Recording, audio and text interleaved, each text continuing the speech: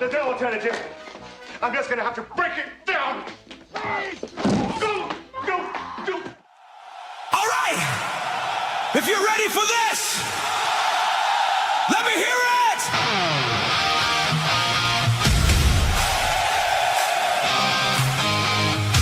Let's fucking go!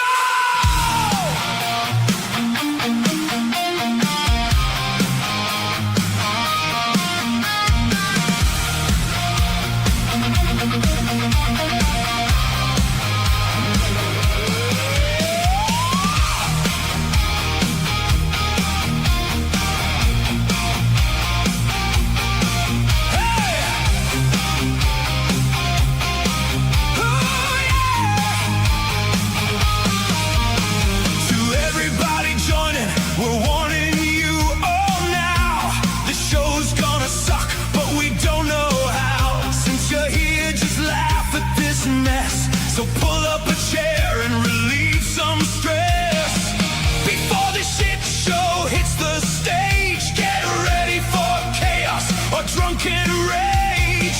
We have these losers on the way with plenty of stupid shit to say. Oh, welcome to the Losers Lounge.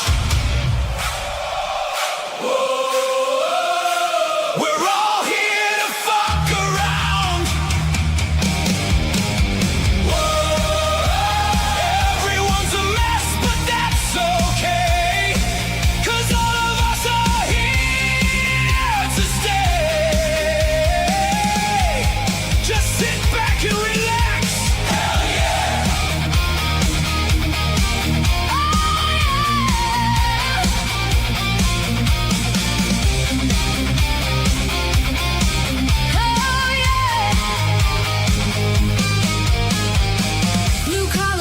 until he feels no pain. He's drunk, 'cause sober thoughts drive him insane. He cries each night for a girl to stay. They won't, 'cause every woman just walks away. He's such a loser. Critical is here with a lifeless tone. So dumb. Like death himself is on the phone. So bold. He sucks away joy and will make you cry. He keeps on talking until you wanna die. Get to the point.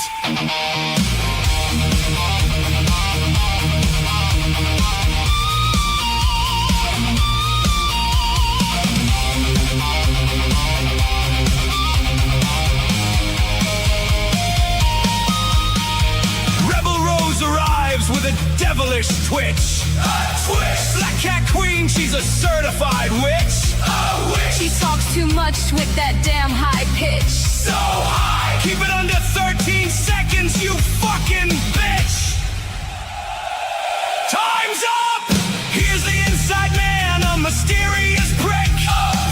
Just a background loser still thinking he's slick. He's not good enough to ever get a line. Be quiet. Hides behind the real stars that shine. He's fucking worthless.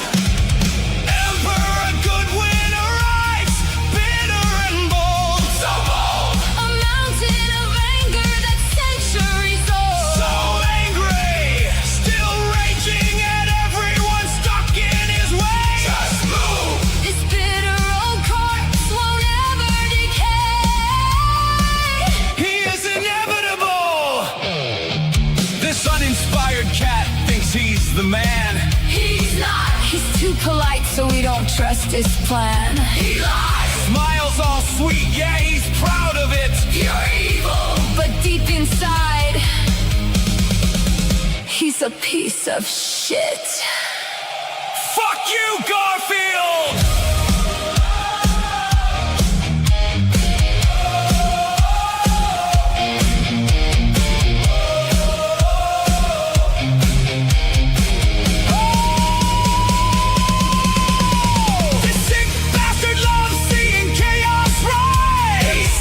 Laughing hard with madness in his eyes.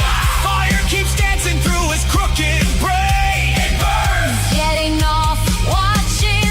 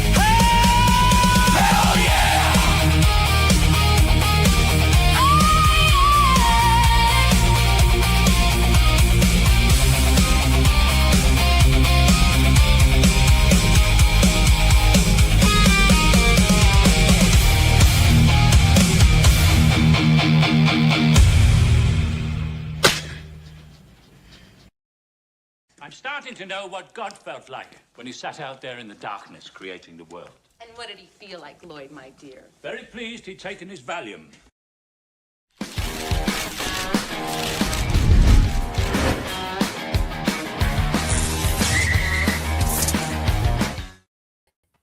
Valium. Oh yeah. This was Jay Goodwin's recommendation. I can't believe Michael Caine and Christopher Reeve in a film. A comedy I've never fucking heard of. What is going on with my filmography? Like they were actually in Death Trap prior to this. So where they were both gay and they shared a very intimate kiss. I mean, sign me that up was now. That was what, 81? Yeah. About 80, Wow. 81, something like that. Yeah. I mean, I admit, like, I grew up, with the Mel Brookses and the Married with Children, things like that, and like I just never heard a noise off. But I actually wanted to watch second time, you guys, because sometimes comedies by yourself they don't always hit, which is why I go to a theater for. I kind of laughed a little bit. I think I'm gonna laugh more watching second time with you guys. My wife and I were howling when we rewatched this, and we've seen this, I mean, plenty of times, but it's been quite a while. But there's just so many things that hit. Yeah, when I lived when I first moved to Austin, and then me and my band, we would go to I Love Video, which was like the cool Austin's rental place that had all the cool videos, and then we would also get videos sent every day in Netflix envelopes, and then we would rip the movies and send them right back the next day. So we would have we amassed this huge fucking mountain of movies, and we would do the same thing for the I Love Video rentals. We just burn them. And rent them and burn them. And then this is one of those movies I watched back then. And even then I was like I don't remember much of what happened in the movie. I remember it being funny, a play, but I just remember being 19 years old, 18 years old, and just being blown away by all the framing and blocking in this movie. The camera's always exactly where it needs to be. Plus the fact that they've got to rehearse a play going wrong and get it right, even though they're playing characters getting it wrong. That's a task itself. That I think what it does, it sort of it really illustrates, the old theatre adage, bad dress, good performance, and that really sort of springs out, I think, in this movie. Well, it's got to be great because they don't even have the dress; they're still doing the tech when it begins. Yeah. This would be one of those terrible movies to watch in 4:3 on the VCR on VHS. You would want to watch this in widescreen for sure. Yeah, really. I guess because, like I said, all the framing and blocking. Yeah. To me, the 16.9 suits films like Zulu or The Good, the Bad, and the Ugly. These very big, epically these movies with this big epic scope to them. Yeah. Well, I said to the Goodwin's post, I was like, this is the closest we get to a quote unquote modern movie. It's 30 years old now, but a modern movie that has that classic classic cinema style direction. Well, it's much more like what we would have had in the 30s or something like that, where it's literally like a stage production. Yeah. But you said because once you added sound, they kind of went back inside. To shoot on sound stages, and so everything is framed. I mean, the play is very much laid out the same way. They've got the set, and so I like the fact that they actually changed the audio from if you're out in the audience, you hear kind of this over PA kind of sound, but every time it goes on the stage, it's straight voice. It did remind me of something. I mean, I've done a little in the theatre, sort of, quite some years ago now. But it reminded me of something. My feelings and towards theatre, and that is, it's much more interesting and fun to do than it is to watch theatre. Yes. That's for me personally. I'm sure loads of people love it, but there is kind of a high. Most men would agree with you there. I've done a little bit in college, so I kind of get what you mean there. It's much. There is something very intoxicating about you just doing something live in front of an audience, just sort of letting your self-consciousness just go. But that's been a long time since I've done anything like that. Though. Yeah, I think the best part of it, I mean, it's, this is like an homage to anybody that's done any theater work. I don't care if you've done one. You will notice something in this movie. You're like, oh yeah, I remember that shit. And it's also like the the little petty things that get blown up to huge levels. Yeah. While you're doing it, because you're stuck with these people like every day for multiple hours. Yeah, I don't know what's And worse. worse, you're stuck with theater kids. Oh my god. Yeah. I don't know what's worse: professional actors going through this, or college students. And Professional actors, no doubt. Yeah. I would definitely. yeah, I can't say anything. I can probably say Ooh. college students, even though I liked a lot of them. But yeah, professional actors, they probably are worse as well because they've had all the acclaim, they've had the ego boosting way too way too much. Anyway. Amateurs are worse because they believe they're that good. They believe it. That's really right. not. Yeah. Yeah. That's. I mean, professional actors definitely worse than college actors, but amateur dramatics, I think, is probably the worst level of acting. Yes. Not necessarily that they're bad actors or anything like that, but is the fact that they try to put on the appearance of being professional actors. They have an ego that is completely unearned.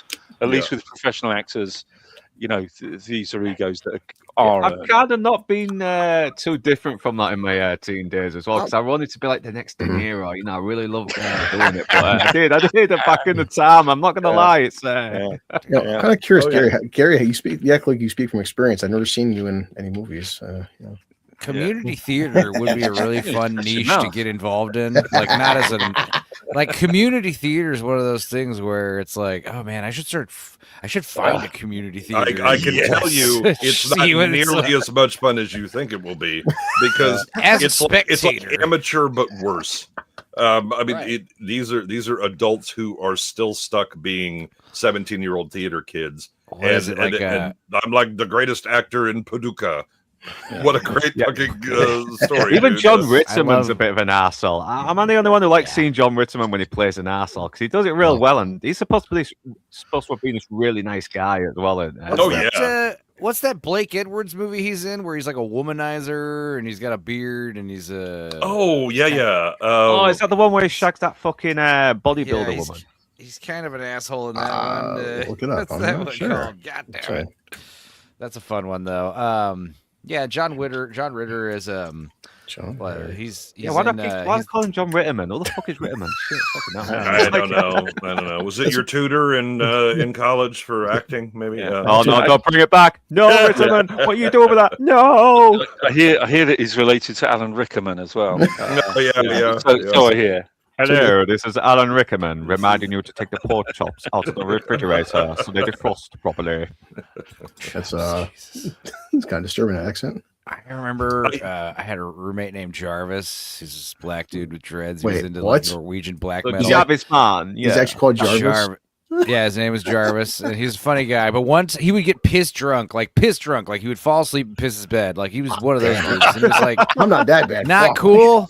We were like 20, so it's fine. It's whatever. But one time we woke up the next day, and he was like, "Hey man, sorry, I ate those pork chops you had." And I was like, "You ate those pork chops, all of them?" He's like, "Yeah."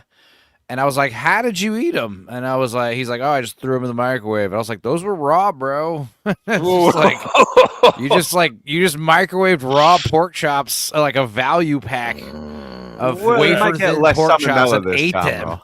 He'll get less salmonella than he would have done if he hadn't you get them in the microwave. Trichinosis. You don't get salmonella from pork. You get trichinosis. It's like you get bugs. Well, might get less trichinosis then. Okay. What's a bit of heartworm? I mean, amongst friends. Come on, that's fine. Jesus. Actually reminds me of a time when me and a few mates, we went out drinking, and there was this guy that was sort of introduced to the group, and he was actually a roadie, and we only knew him as roadie.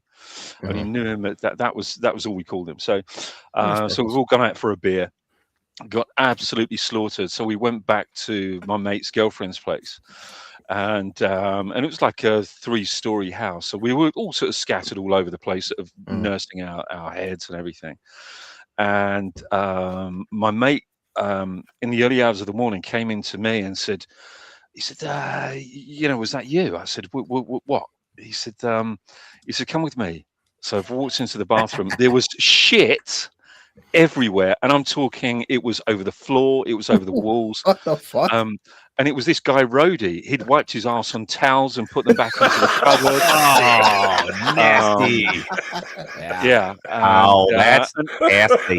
And when we found him, because there was a trail of shit leading through the house, like these footprints, these shitty footprints leading through the house. Were they shoe prints or footprints? Like bare footprints. They were bare feet. On. these shitty footprints led to this room that he was in, this like tiny box room that he was in, and he was laying there covered in shit. Here you go, Gary.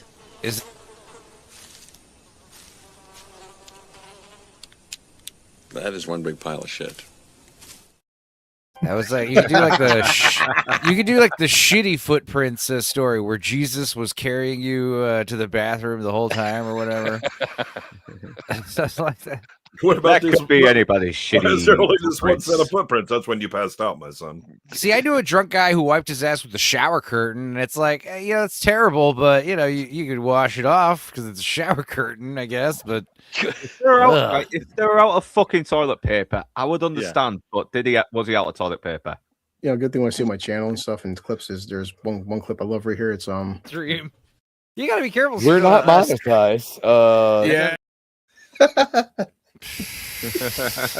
when it happened to Enzo and Sammy, I was dying. Let's check Kanye's Twitter and see how that works out. That's, You are monetized, though. No, when that happened to Enzo, I was in his chat just screaming, laughing. Also, I'm glad I'm actually awake early enough to join one of these. I usually just sleep till Lance's show, but also Lance's computer got fried, and reminder to back up your files, folks. Yeah, that's what it can happen to anybody at any time. I got 2 hard drives right now in front of me, so yeah. Shit. It's Anyway, been a long time though, Enzo, since we've had you on here. It has. The last So time I was came on on for was Sorcerer, wasn't it? You popped the ass into Sorcerer. Which the beginning I really too. fucking wish I hadn't missed that one out because that is a banger of a movie. Yeah. Enzo was right though. I found 4 different copies on YouTube, and like you said, Enzo and Garrett or Jay kind of they didn't ding you, did they? They just didn't care. The production company's like, fuck that movie. They didn't care.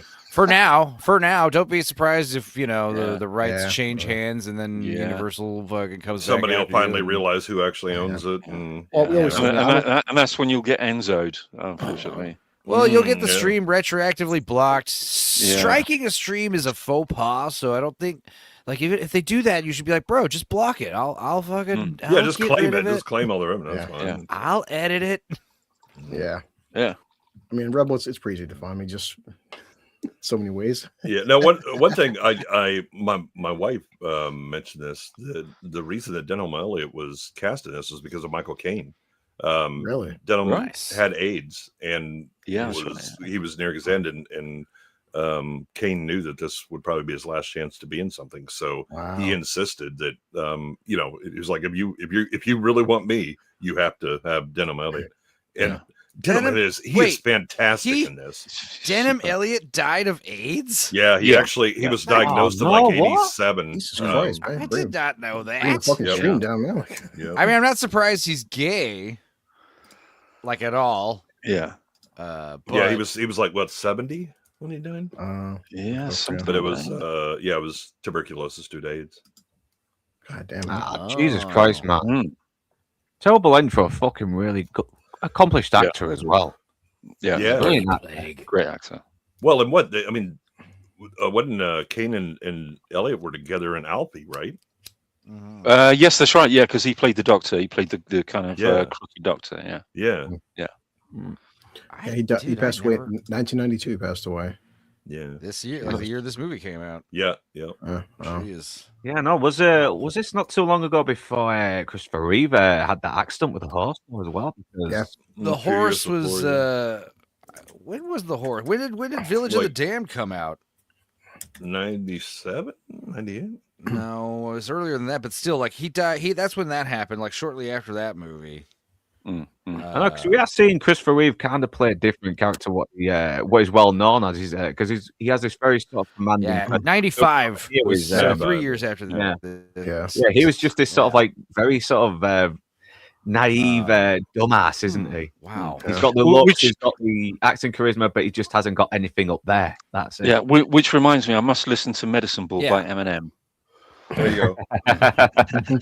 Yeah, one thing I like about this movie is you have some actors that Marilu Henner. Well, actually, Marilu Henner wasn't supposed to be in this. It was Annie Potts. No. And something happened to her, so they brought her in. And I think Audrey Hepburn was supposed to be in this as well. But Wow. you see some actors that like Ritter and Carol Burnett, are physical comedians, right? Yeah. But then you see other people doing it, and you're like, again, you can be a serious actor and be able to do comedy a lot. That's a stretch for a lot of normal actors. It's much easier as a comedian to do something serious. She was one of the greats, Carol Burnett. I love Yeah, God, yes. Yeah. I mean, she was somebody that I grew up with from the Carol Burnett show. Harvey Korman and Lyle Wagner. Yeah, I like Michael Caine as well because when Michael Caine, even though he's playing this guy who's a complete stress head, is kind of a bit of an asshole. But when they are getting it right and being on cue, you can really see he does have a love for this sort of thing. He's laughing at the jokes and everything. He's almost enjoying it. Then the problems happen, and he's back to being this fucking stressed out asshole. He does, but again, the comedic timing with which he delivers some of those lines, I mean, it's fantastic in this movie. Because he's playing it straight. He's playing it dead straight. So he's acting like a very flamboyant director would. Very over the top was saying like, and God came and knocked down that bloody door. I love the intro where he's like, they'll never let us out of this city alive. There's big pictures of us in the lobby, so they can easily identify him or whatever. But it's just like that like earnestness of no, they're going to kill us after they see what the hell this shit show has become. Jay, I mean, look at his filmography.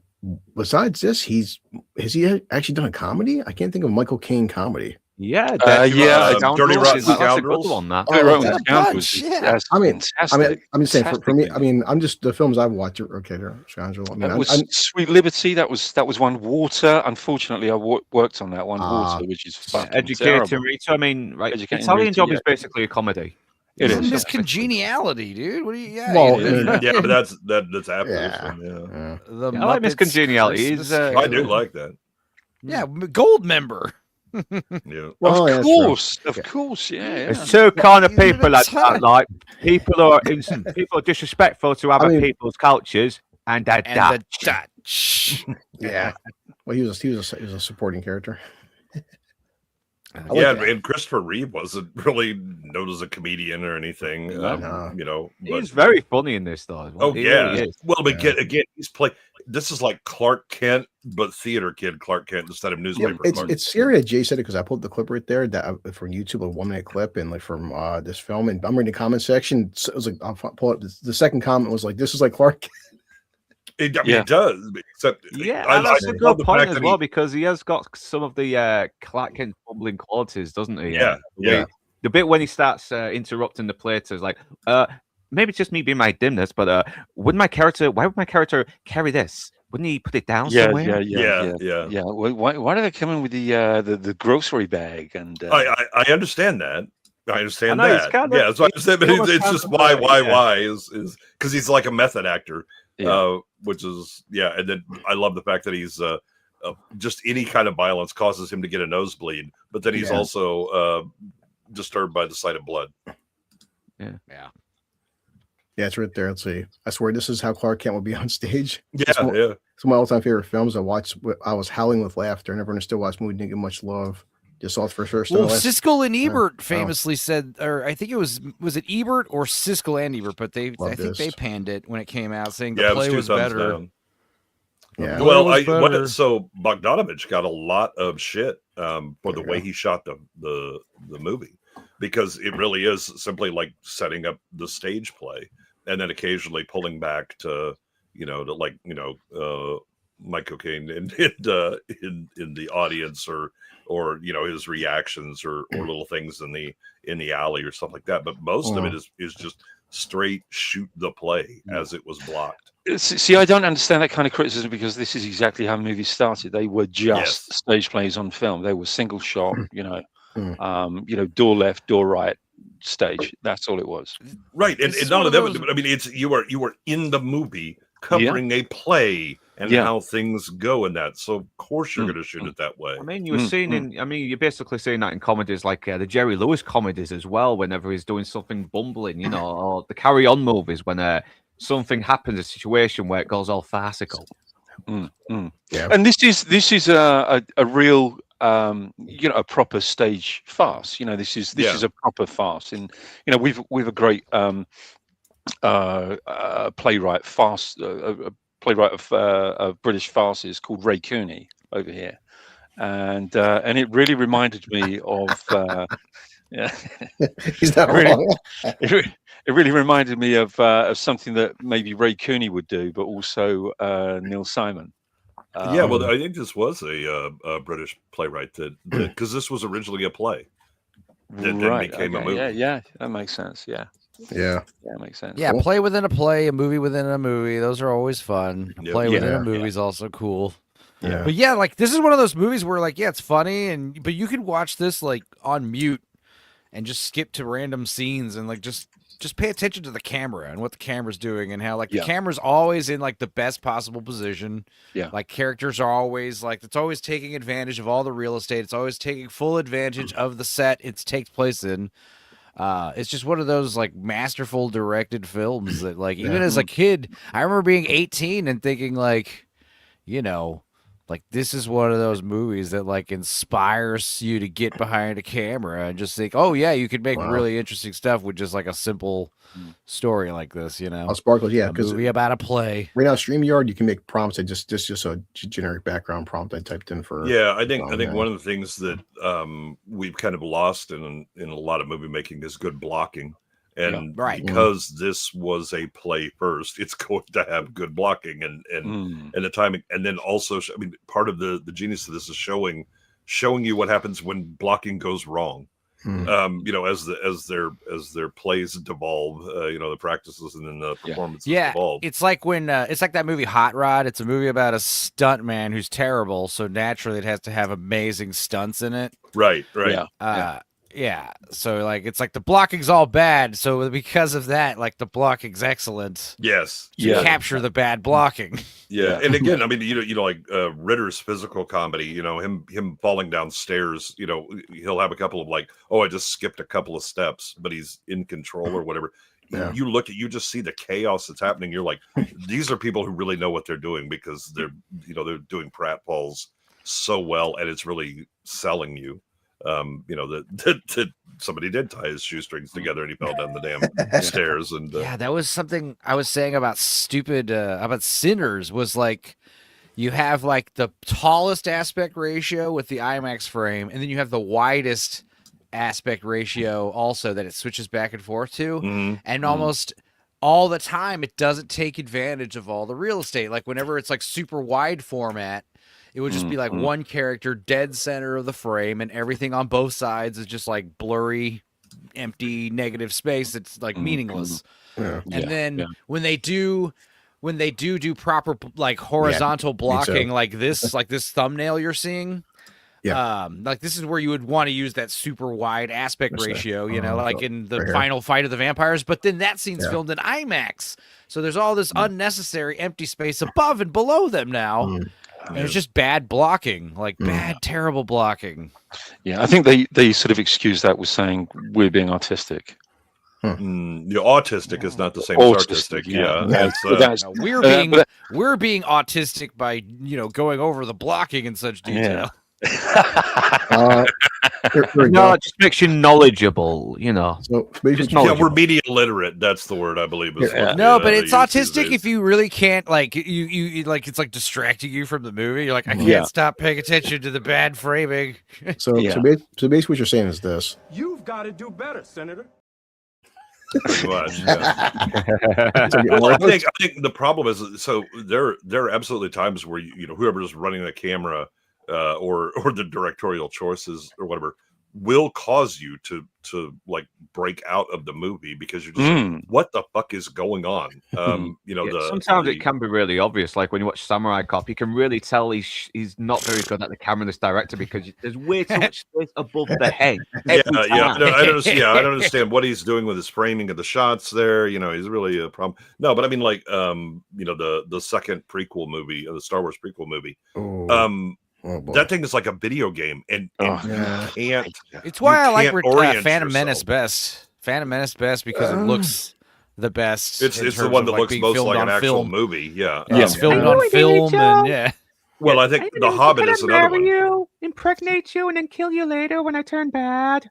Yes, Natalie Portman. Oh, you grew me. Jay's right. I mean, I'm the same age as her. So. Commit genocide. It makes me hot. Thanks, Natalie. Well, remember too, Jay, when The Hobbit came out, the big controversy was putting that shit in that 60 FPS, and people did not like that. People were getting dizzy off that too. Yeah, because again, it was okay. We're gonna do a platformer where we have to jump around on barrels. I know it's a Mario movie, but yeah, the 3D and 60 frames, you know, per second. It was just like, what the hell is going on? Yeah. Well, it was like, I didn't see it in 60 frames. I heard it was terrible, but yeah, I mean, it was going to be. I knew it was going to look like, you know how like soap operas had that like kind of tracer look to it, you know? Yeah.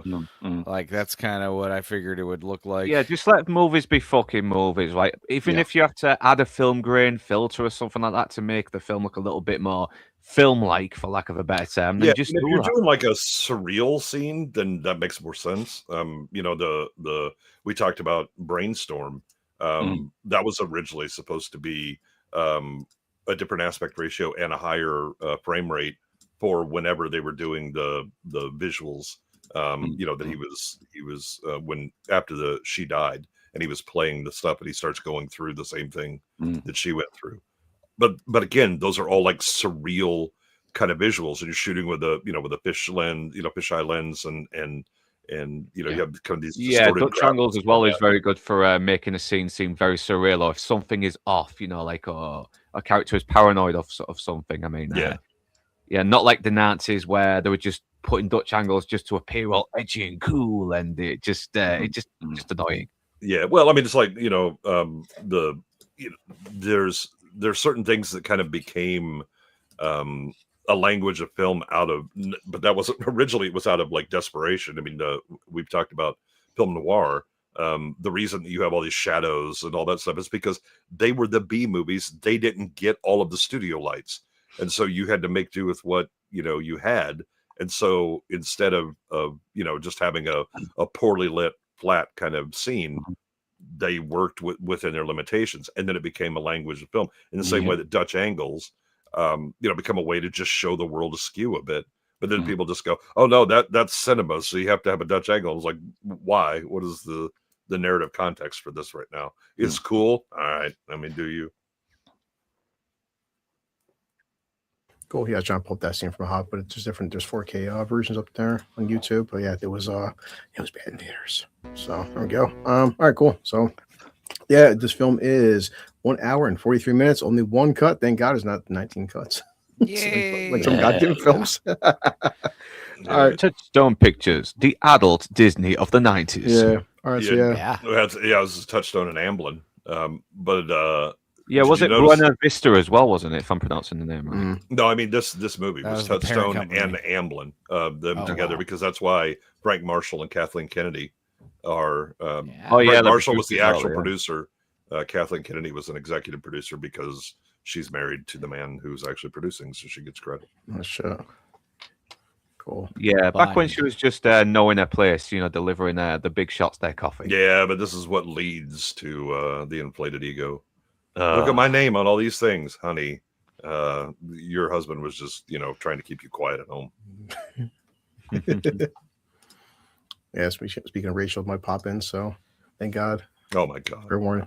All right, cool. Well, here we go, and press it, and there starts. Yeah, the Dutch angle is when they tilt the camera sideways. I mean, they've done it in Batman and Robin and the old Batman TV show and Mission Impossible. Everything. It's kind of cool in noir movies as well, but a lot of movies in the 90s were really overdoing them just to look a little bit sort of remember, like. Films used to do that too. Remember the whole presenting in alphabetical order? Man, that's a lost art. I love how I haven't been Yeah. here in a while, and I synced it up like as soon as you pressed play, like perfectly. It's like, dude, I still got it, dude. I'm so good at syncing it up. Well, plus you said ends it too. It's funny with the overlay. Some films are so fucking. I have to keep my overlay changes every week because some films are bright as fuck. Some are just like it's weird, man. You gotta like there's no rhyme or reason to overlay. Well, the good news is that modern films come with an overlay already, so you're fine. That's right. Remember when Enzo knows this? Remember showing to Jay a few weeks back. We were looking at Twister in 4K. That's like whoever did that should be fucking fired, man. Like, god damn. Yeah, Twister, man. That's one of the few Wii watches that I never could get on YouTube. Blocked in US and Canada only. Wow. Like shit. It's on Rumble though. Yeah. But that's Blue Collars on that one. That was a fun ass movie to watch. Well, even like Twisters. Well, Twisters it knows what it is. It's enjoyable. You know? Like, look, Kathleen Kennedy. Bogdanovich. What a fun last name. Yeah. You son of a bitch, That's Waylon. fun to say. I love that movie. I mean, it sucks, Food. but it was fun. We need food, cows. The tornado roars like a monster. That's right, though. There's cows. We got cows. The Majestic. That's almost what ends the line. So I got the Mountain Dew hard with zero sugar. So it's hard. Nothing Mountain on. Directed by Lloyd Fellows.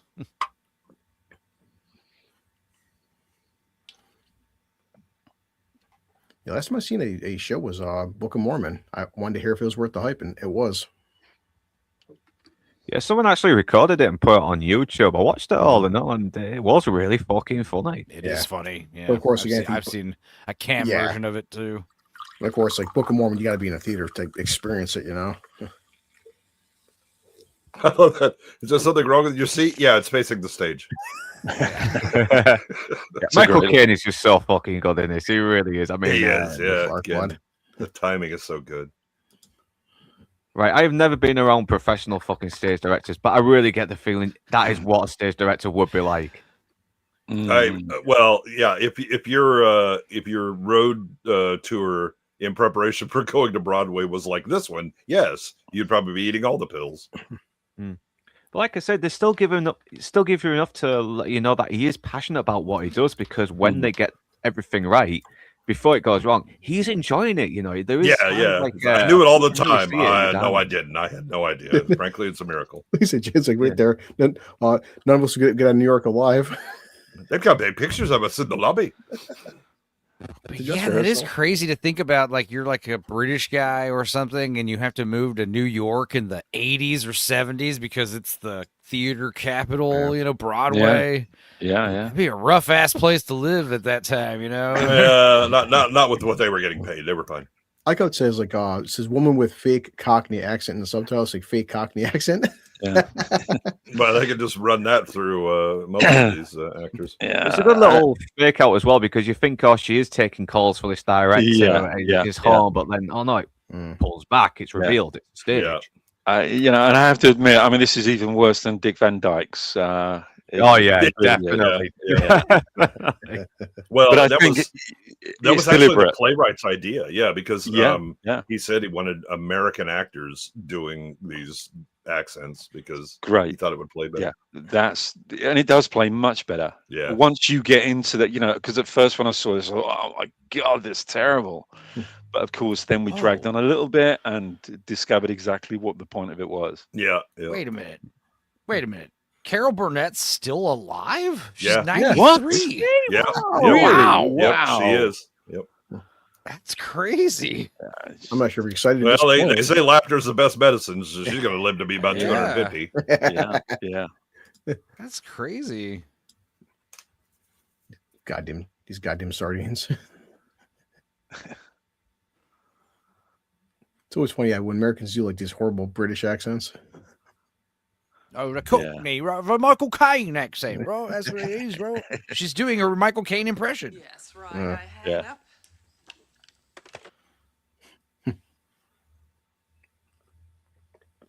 And to leave the sardines. Leave the sardines.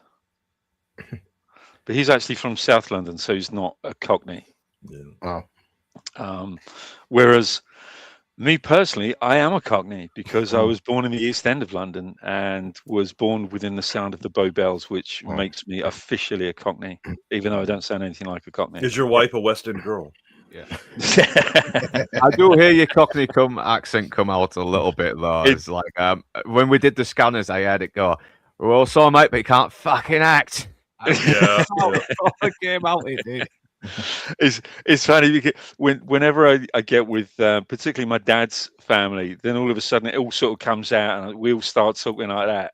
You know, so it's all kind of, all right, mate, how's it going? That's me whenever I visit family in Texas. All of a sudden, I have a Southern accent for like 2 weeks. Yeah, I think we like seeing Brits portrayed as villains because it makes us come across a lot smarter than we are, and not the thick inbred, toothless chavs that we are in real life. But of course, you know, we've always been evil. So yes. You know, it took the brave Americans to chuck King George III out in 1776. So, you know, well, we're evil because we colonize countries that are very primitive and very inbred. I think they're used to sparkles. They're always the villains. You know, they accept it. Well, you say that, and yet you allied with the Indians, the original natives to the area that you colonized. Yeah, I knew what we're getting into. Well, you know, thank the Brits for your Thanksgiving anyway. So yeah, that's the you got chick one from point. Beverly Actually, Hills thank the Dutch, Ninja, because right they were there. trying to escape. Oh wow, Jesus! Yes, we make friends with tribes, then we kill them and steal their land. Yeah, they weren't doing much with that land anyway, so fuck it. Well, technically, what you do is you make friends with them, then we kill them, and you're like, no, sorry, we're going to go ahead and make a treaty with the Americans. See you later, natives. Bloody savages. So to Gary and Jay, like I don't know much about theater with the meta. So right now they're still not perfected to play yet. That's what Right. So you're going through a tech rehearsal, which is like lighting, sound, all of your props, costumes, and everything. Right. Then you have dress, which is you know, everything should be that. But your tech is you're working through the because half the time when you're doing like reads or moves, you know, you don't have the props. You know, the lighting is kind of it's there. It's more lit, so we can go through it. I got to be honest. I think Gary is probably my favorite character because he says. I wonder why. He says nothing, but he says He literally says nothing. He talks, but nothing is actually there. Exactly. You know? But he uses many words in which to say nothing, and that's what matters. Even when he insults him, he says fucking nothing. It's like you are the most. I don't know. Yeah. I don't know. Yeah. I think that's why Gary relates to him for. Well, I just think I think it was all on our minds, and I had to think it. You bloody Americans! You kind of forget how good Michael Caine is when he's a bit more flamboyant. We see him do that in Zulu. We see that in Dirty Rotten Scoundrels and Miss Congeniality. He's like. I think he's Dirty got the Rotten cravat Scoundrels as is well, my hasn't favorite. he, underneath his shirt to make him look a little bit more fabulous, darling. Yes, the theatre, yes. Sorry, what was you saying about Dirty Rotten Scoundrels, Enzo? That's one of my. I think that is one of my favorites. That is a good one. Yeah, it is good. Same here. So Same good. here. I agree. And one of my favorite twists as well. It really is. I mean, it's. It was just. I mean, the unfortunate thing is that it tanked over here. I don't know how it did in America. It didn't do especially well here. Yeah. And I think it's the best thing that Frank Oz has ever directed. I genuinely do believe that. I think it's one of the most underrated films of its time.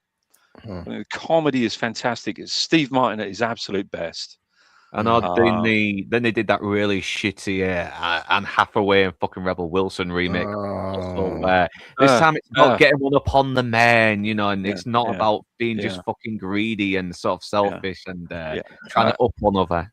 I mean, I defy anybody to not think that scene with Michael Caine and Steve Martin in the wheelchair is not one of the funniest scenes in any movie. Yeah, whereas no, he can't peel anything from the legs down. Oh, look, he's crying. Look, he's crying. Yeah. I like it when he's Ruprecht and he has to get the genital cups. Yes.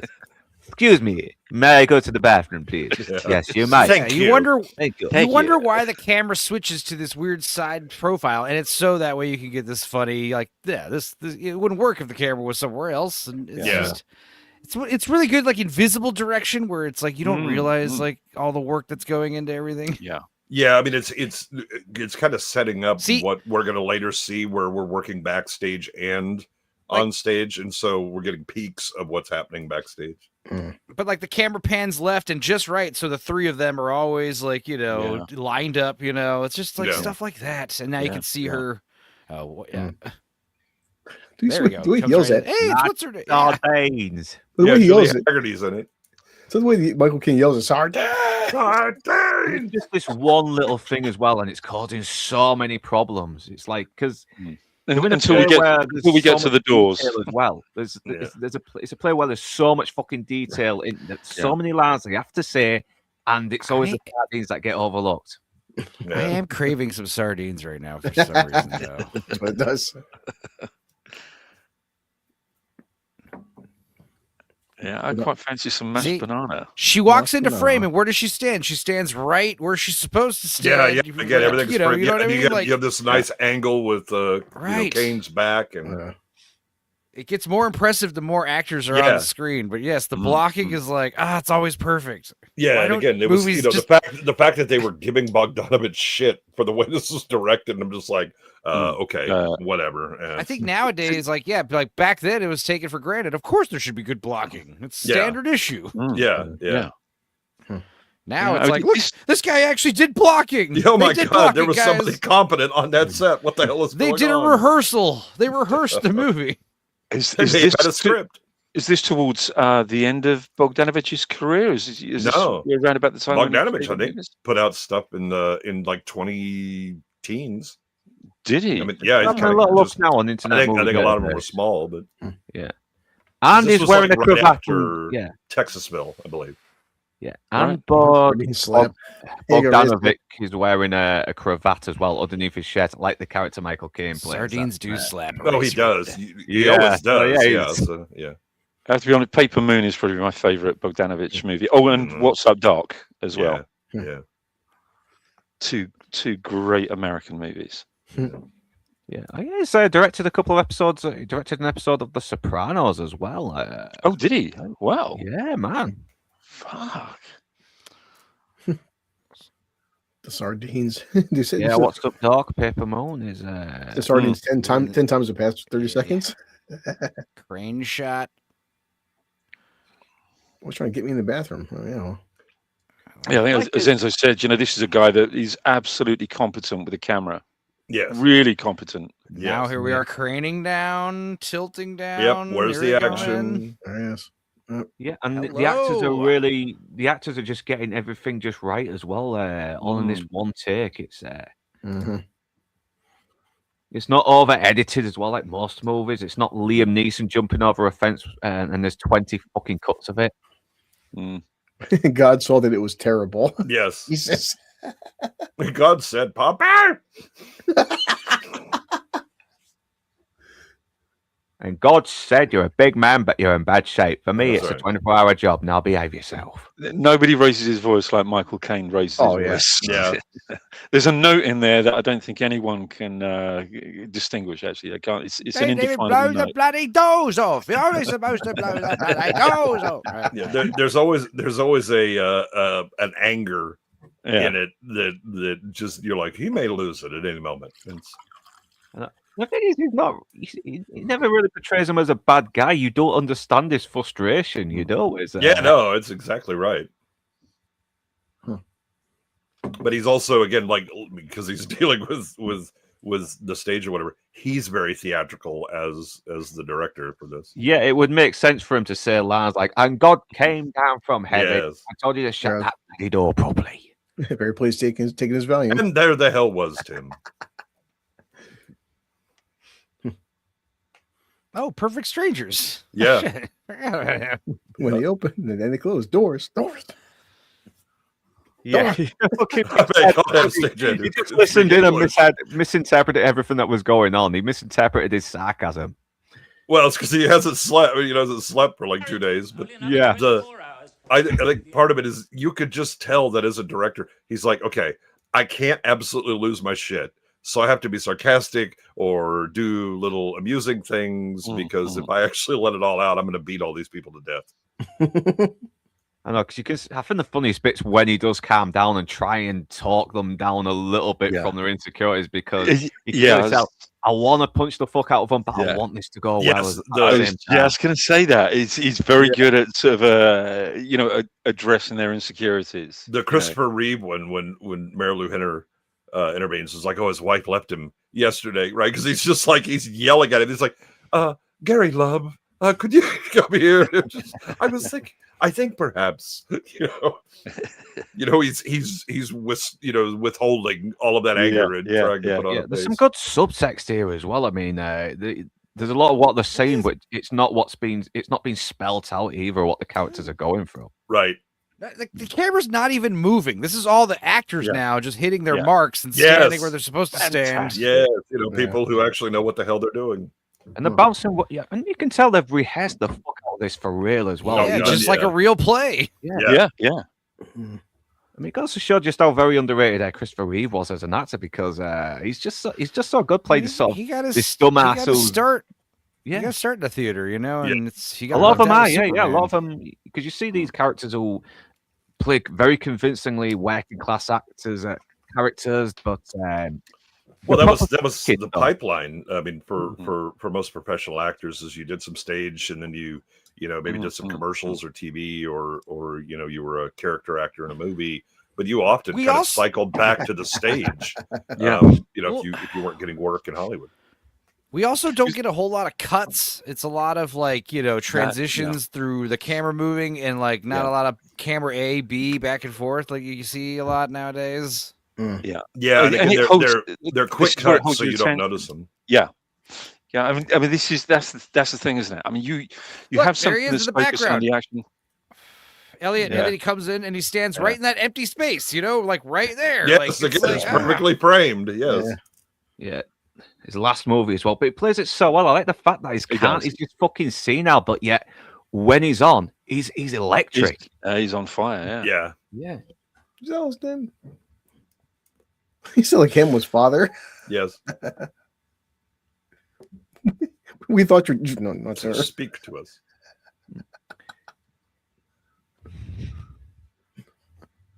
But see, is it me, or was he becoming a lot more comedic in his last few movies? Because this was just a few years after Indiana Jones on the last movie as well. He could always play comedic, but he could also do straight really well. Yeah, I've seen him play straight a lot, especially in a Bridge So Far, and even in Trading Places, he was mostly playing it very straight. It's not until the end where he goes goofy with the Irish accent, isn't it? So. Yeah. Again, he was my favorite character in Trading Places. Yeah, he's so good in it as well.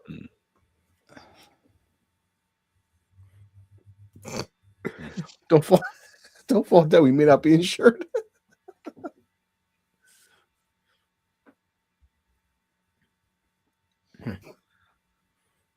I'll just watch.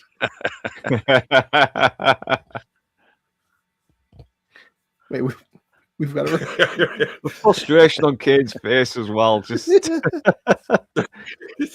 just kind of confused. He's like, he's bloody good, but he's so fucking fast writing. Yeah.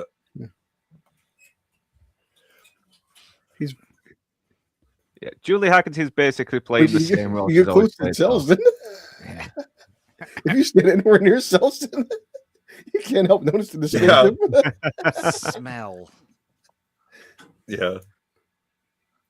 You never forget it. The smell of the theater still.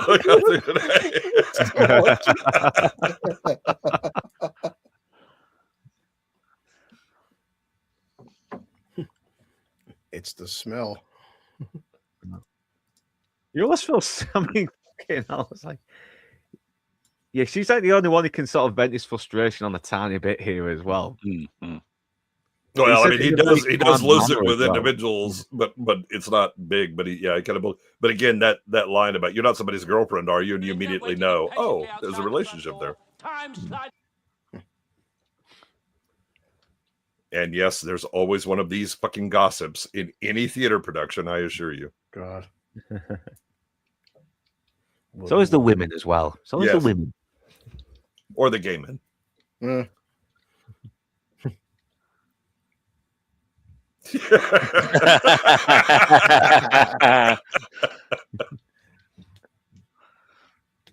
can't even get the door open.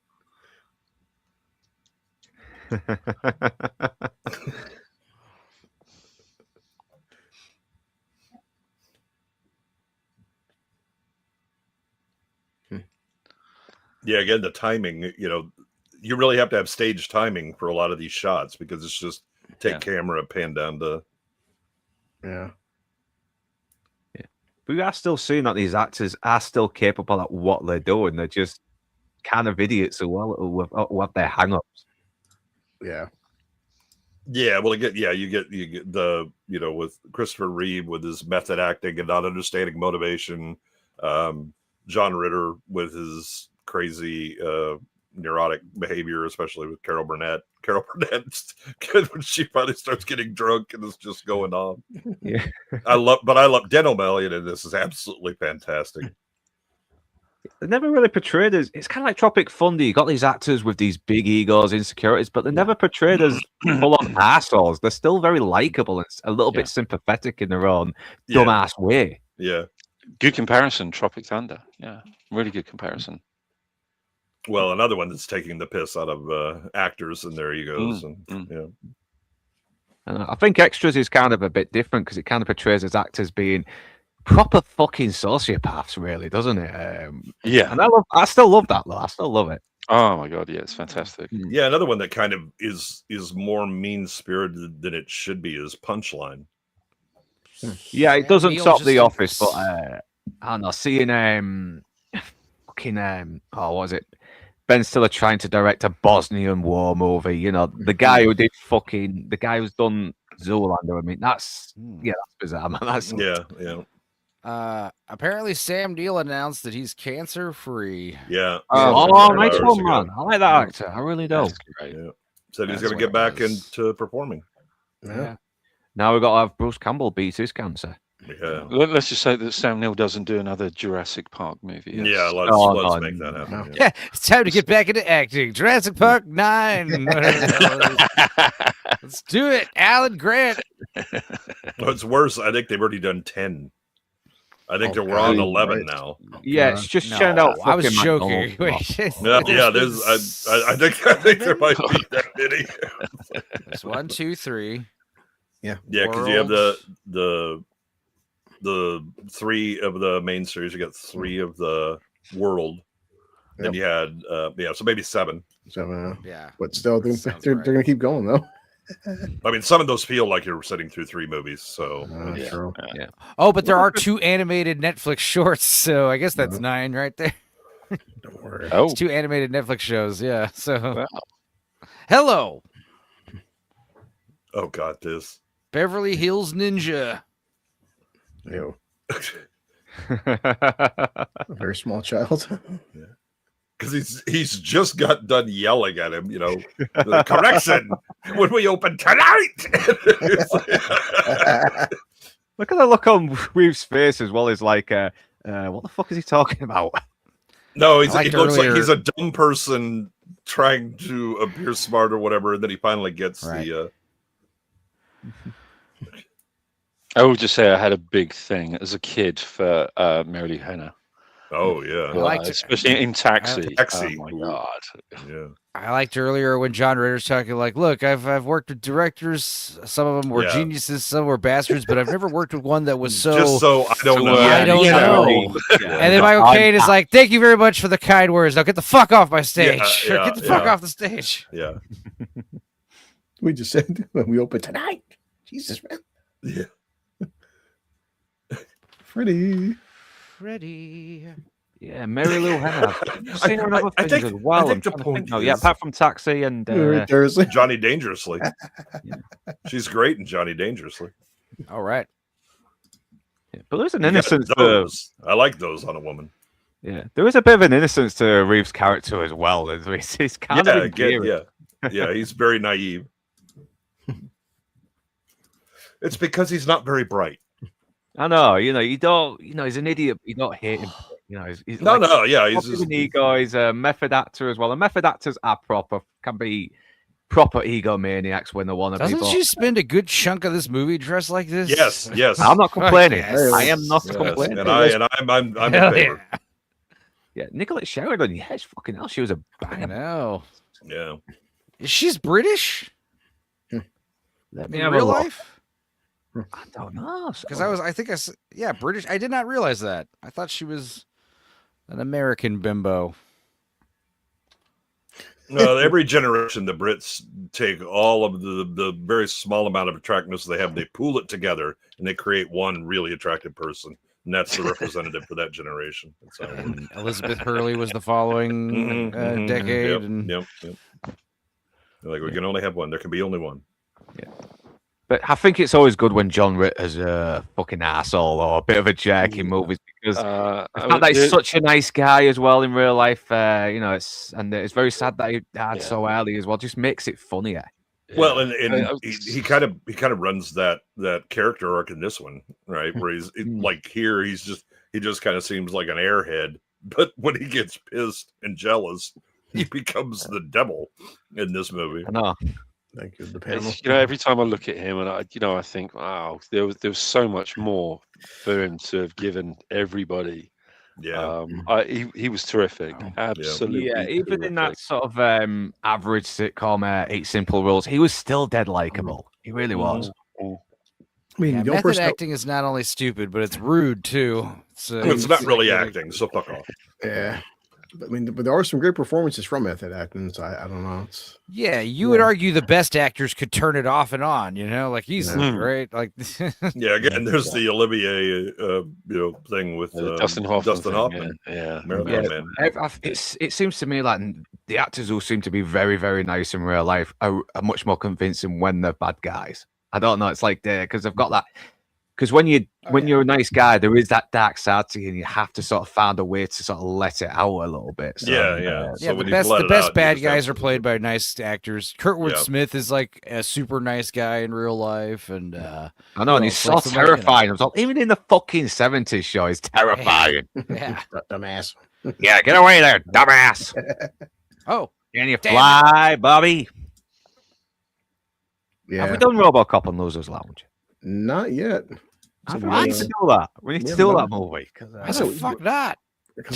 Where was how the hell could you not have done RoboCop? Let's do all the RoboCop movies, including the made-for-TV ones. Yeah, that'll be fun. That'll be fun. I mean, it seems like Lance might not pick up Nielsen ratings for a little while, so it's one a few memory- weeks probably. As Jay and Gary knows with the 80s, hey, you know, we should turn to a kids cartoon, RoboCop and Rambo and Terminator. Well, remember in '79 they had a kids toy for Alien. Oh my Yeah, that's God. true. Toys for all of them, Predator and Terminator. And Oh yeah, we got Aliens the and we got the fucking lens scene now as well, where they're Rambo. There were on it. It's like there were Rambo toys. There were all sorts of shit. Pinner Pistol Well, Bat- Well, there was a Basically- Saturday morning Rambo cartoon. I know. I used What to was collect- the fucking same, yeah. what was the fucking point in movie ratings anyway? So was it because the America? thing was they want to sell the toys to the kids, and they understand not every kid can watch the rated R movie right off the bat. So they would make like the Toxic Avenger cartoon or whatever. I watched that. So too. hopefully they will watch the movie eventually. See, I like what Charles Band's doing. So he's actually got toys and figures for all of his movies. You know, In the movie. Evil Bong and all that kind of stuff. Well, the thing I didn't realize that they had Ginger Dead Puppet Man. Master puppets as toys. Oh my God. Yeah. I didn't. They just even had went for- toys of, they even had like fucking kiddie masks of Freddy Krueger. So you got kids running around. Yeah, that's saying, true. Hey, I'm Freddy Krueger, the paedophile from Nightmare on That's Elm Street. Yeah. That's true. Rachel say we should do the RoboCop remake too. I forgot about that one. I've Yeah. not seen it though. but It's it'll funny give us how I some laugh. remembered the made-for-TV movies, but I did not remember the remake. That's crazy. Now, to That his is credit, crazy. It's a bad film, but there's one good scene when he sees himself. Like, and Gary Oldman's like, he's like, I want to see what I'm actually like. All he has is a fucking head and lungs. That's Like, horrifying because he's saying- alive. RoboCop Yeah, works I think because that he's a was- dead body, Yeah. and you don't. Yeah, you I know, only saw that. the fact clip, that he's a living human is like this is wrong. He could. What happens if he quits the force? That's what I said. That's why it was the best scene in the film. It was such a fucking like, they just kill me already. Jeez, I don't live like this. Water bottle. I didn't put it. That was the point of RoboCop 2 is they tried to make another one and they all went crazy. The one takes off his helmet, it's a skull. Pulls up its entire head. Yeah, like they're fucking terrified. You're having like an existential crisis. You've been brought back to life in the body of a cyborg. Yeah, but that Murphy's also alive. I mean, the thing is that it was about his personality in particular. That it worked. Yeah, because it was about a man that's what they said. They said you need to find someone who kind of wanted to do it, and that's why they settle on like someone on a criminal, Well, that's because they went through all the cops and they couldn't find anybody else like Murphy, so they're like, "Oh, they've already signed a fucking form, haven't they? It's not the first time." Plus they've already signed a form saying they're property of the company as well, so they could do whatever they like with them after they're dead. Yeah, right. Yeah. The fact that he's dead means it's less legal red tape. Yeah. Just looking at this, the last few minutes of this at the moment. Boy, did this focus puller earn their money. Oh, he's on that ass. He is on that ass. Yeah. I know, because they're reusing the sets as well, aren't they? So, for the... I also like how when they do the camera, crane up and down, you can see that kind of wobble it has, like in the old days. You could feel the weight of the full-grown cameraman kind of. Well, I think it works. It works especially well in like these scenes where there's a lot of energy. So and he nearly tripped on the stairs as well. I like the shake on the stairs, which is a nice setup for a payoff later on. Yeah, he does the little 2 steps and then. I love in movies when they do car scenes and you can see like the camera like totally like vibrating a lot from all the camera shaking from in the car. I love that. Like in like Bullet. Like with Steve McQueen in Bullet. Yeah. All the P.T. Anderson movies. Yeah, I want to see more of that in these fucking car chases because I want to feel the fucking adrenaline when you attach the camera to the shocks or whatever. Just bolt it to the fender and call it a day.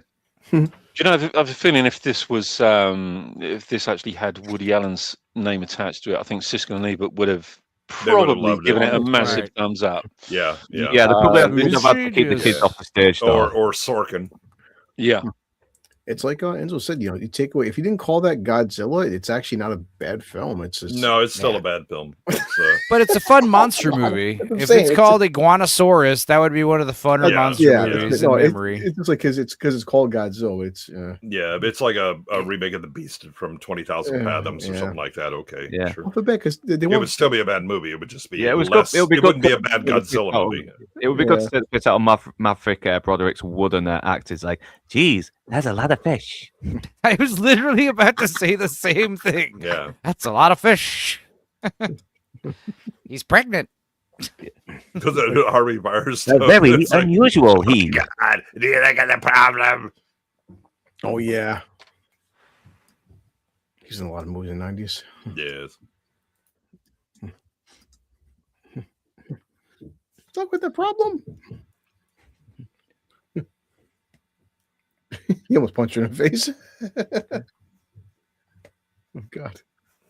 Even though he's playing the stress head who's trying not to crack under the pressure, he still comes across commanding as well. And you need that if you're playing a director. But I wonder if Michael Caine might have used his experience on stage as well for some of this as well. Oh, you know it. Yeah, because you can really tell. I love that line though. Am I putting him on or is he putting me on? Yeah.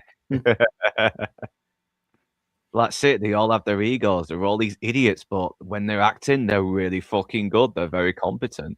Yeah.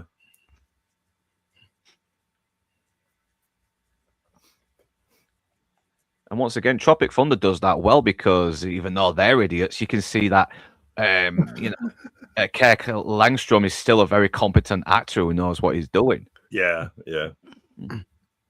It's like how he's freaking pouring a drink. He's missing the glass.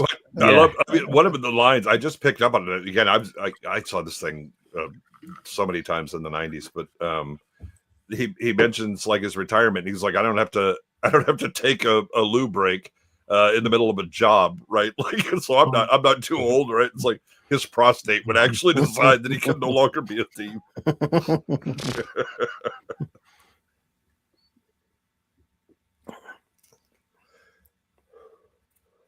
Previous history of paranormal phenomena. God, so much going on. Yeah. Oh. We went a little bit faster there now, so I've had to sort of pause it a little bit to catch up. Yeah. Well, that's all right. I'm running ahead of Blue. Yeah, it's what's the curse of lag and stuff. Yeah. I told when Nia, so with the Terminator 3, a couple times I had to I was watching with him, I had to like pause it or catch up. It's internet for you.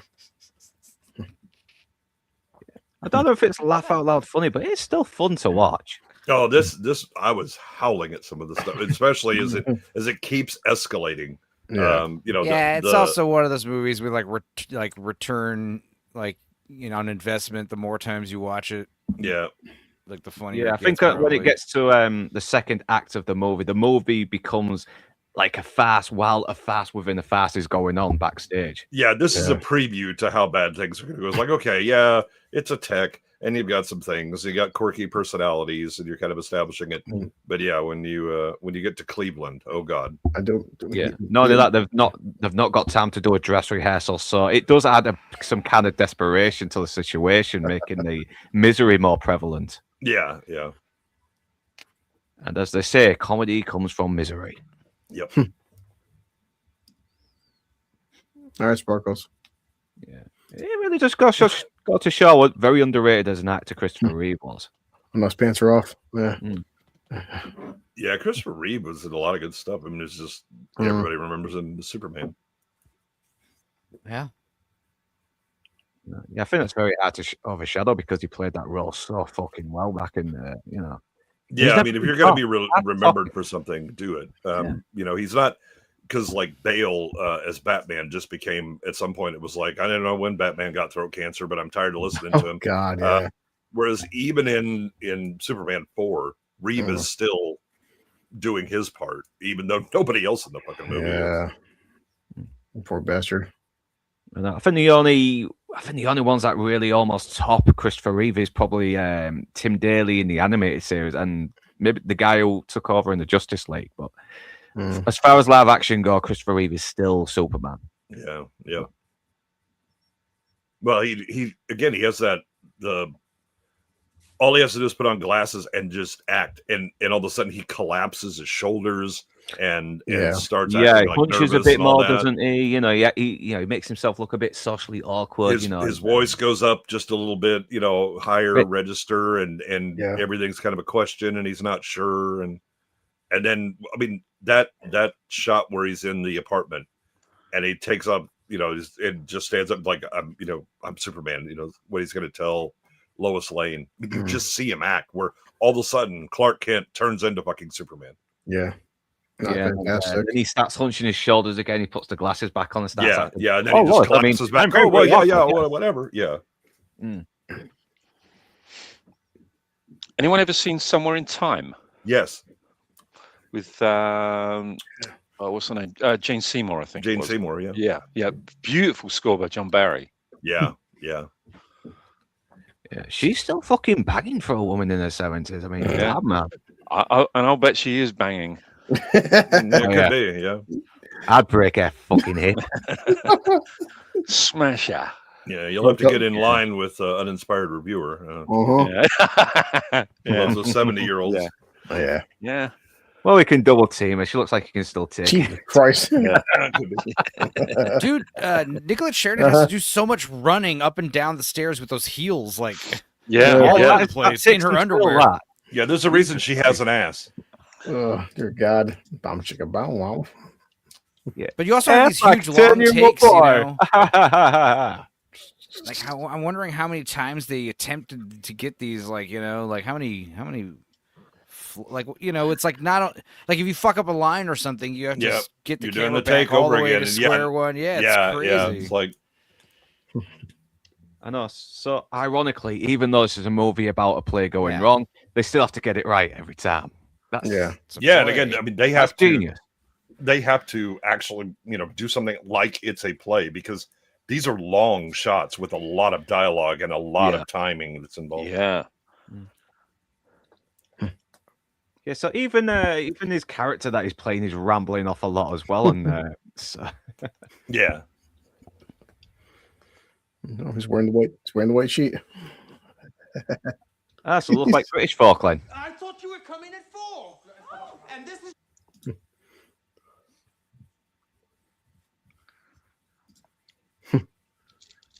Yes. I swear we are not being oppressed. We are treated equally in Pakistan. Yeah.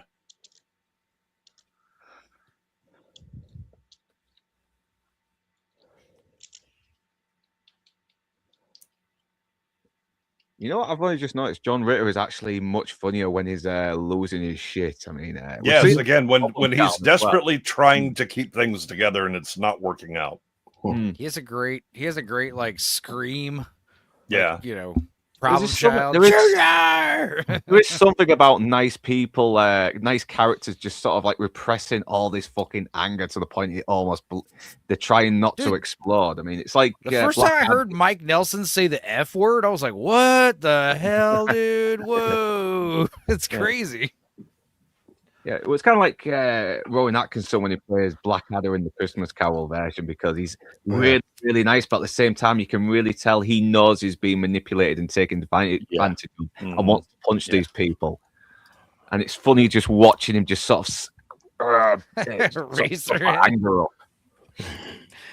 Just because the wrapper's wrinkled doesn't mean the candy inside is spoiled. Yeah. It may be dried out. Damn right. Damn. Just yelling. But Michael Caine, you can really tell he's having fun in this as well. Now, right on the first watch, you can't tell as an audience member that they're getting everything wrong, though, right? Because you can't tell because no, they're getting things right. It's just that oh shit, they stumbled over Tim and they're doing this, and so because he's having to both be stagehand and play one of the things because they're doing a kind of a Texas switch with the Sheik. I mean, I've only seen honestly, Jay, like recently Book of Mormon, but like on the whole point of like being live on stage, if you get one thing wrong, does that destroy the entire production? No, hell no. That's why you improv. I mean, you fix it. Oh, they got the line a little wrong. As long as it didn't miss a key beat that's required, then you just got to move on. If on the other hand somebody loses their line, you kind of feed it to them, by improving something. That's why if it's just like some of the actors here, if it, Nicolette Sheridan, she has to, as Brooke, she has to read the line. If anybody tries to improv, she just keeps going with her lines because she can't improv. She kind of demonstrates the problem with people that only can read lines. Yeah.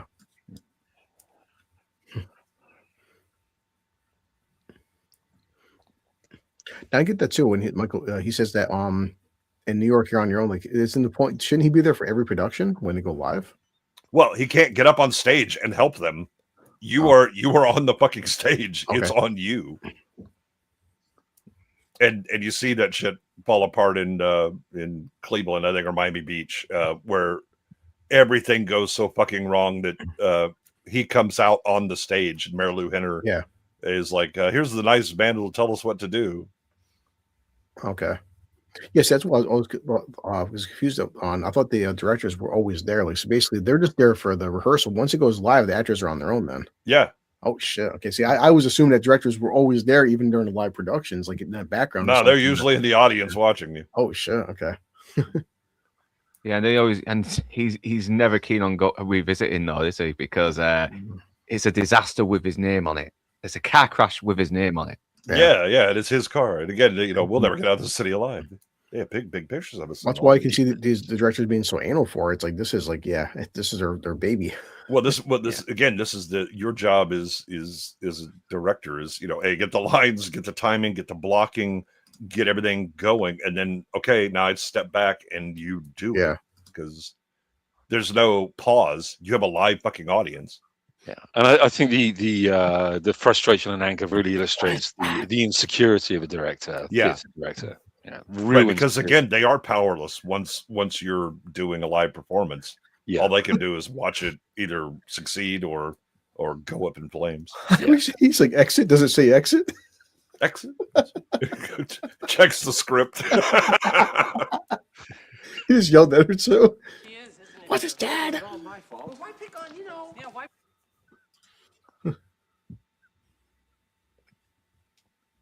Yeah. Oh no. Brooke and Lloyd.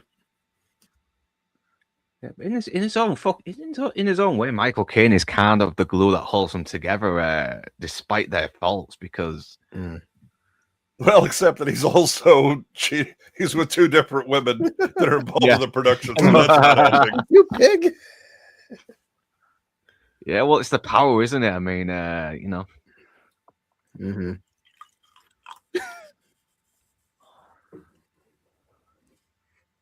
As a director, I'm the pimp, and these are my bitches. That's right.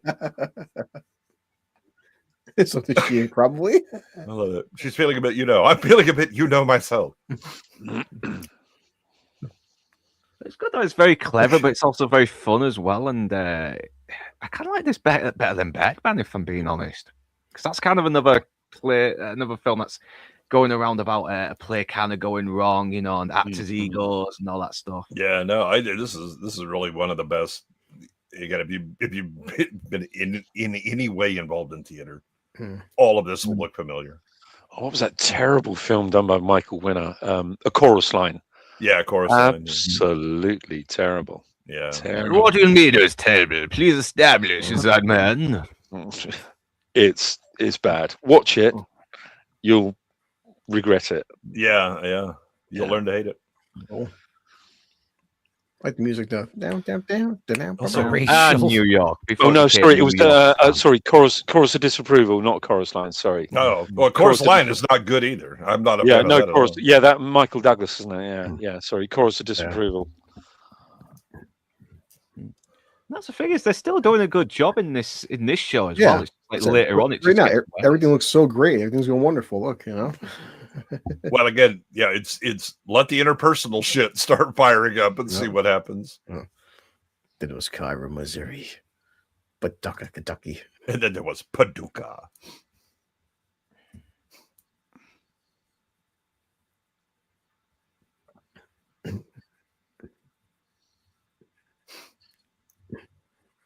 That's where I got lost here because he said that he's like, how can I be there for Paducah when I was sorting out Hamilton, Queens? Right. So he's okay. I've done the directing. You're now on the road tour. Gotcha. I'm going to be over directing something else. Nice. Okay. This is like when Ray Kroc franchised McDonald's, and it was very difficult to do quality control. Yeah. I was saying the first time watching this, you're serving fried chicken here. What's wrong with you? Well, and the other thing is that he expects Dottie, who's the most senior member, but also she's invested money in it. So, the expectation is she'll kind of ride herd on them. No, she'll be the center of the fucking problem. Here it is. Act 1, places. Act 1. Your calls. Act 1, please. Yeah, Michael Caine, when he's sitting there, he hears the 1 minute like twice, and just I'm gonna murder somebody look on his face. That part I bust out laughing. It's like you said 1 minute 3 times already. That's right. These are old people. You say 3 minutes, we head to the gents. You say 1 minute, we come back. There's a tremendous amount of drama back here. There's a lot of drama out there. I can't see that thing about friggin' Airplane 1 and 2. Yeah, I've seen her lately, though. She still looks the same for a woman. And is she in the 60s now? I don't know. It's Julie. Well over. Well, she might be in her 70s. 70s. Yeah. Well, from what I've seen, Airplane was 1980. Chris Luke wants a banger too. Probably. I don't know. I always found her more adorable and hot. But you did. I probably would still would. Who knows? We probably. Yeah, that's what makes it so fun to sodomize them and stuff. They're so adorable. Girls make them do awful kinky shit. Yep. You should have seen what your grandma did last night.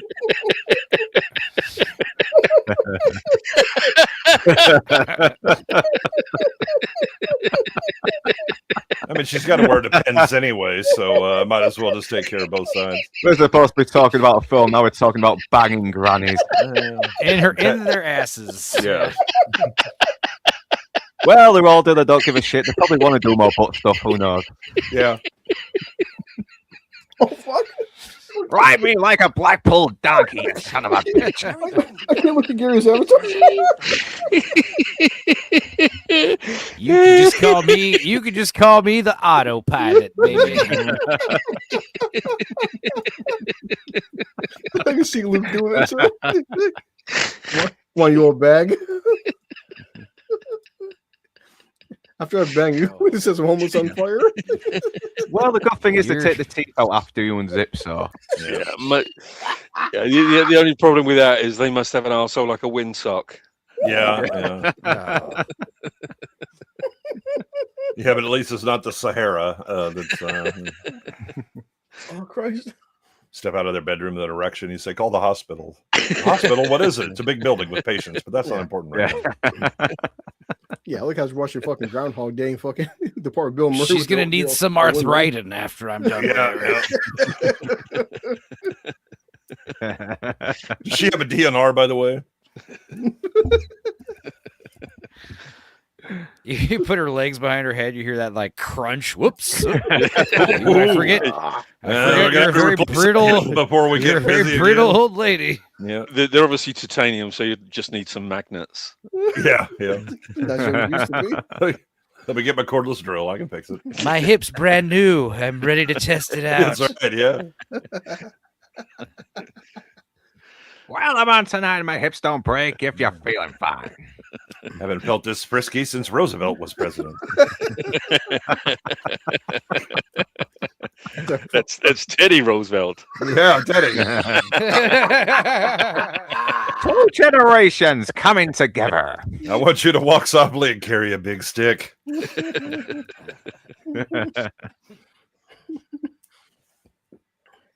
I'm not doing this for the money, guys. Pure innocence in his voice when he said, I think he was saying he wanted to kill me. So Chris, how would you choose? Well, I watched a movie about Christopher Reeve, Michael Caine, and sodomy, old women. Yeah. I love you to go buy some very expensive looking as he pulls back some money.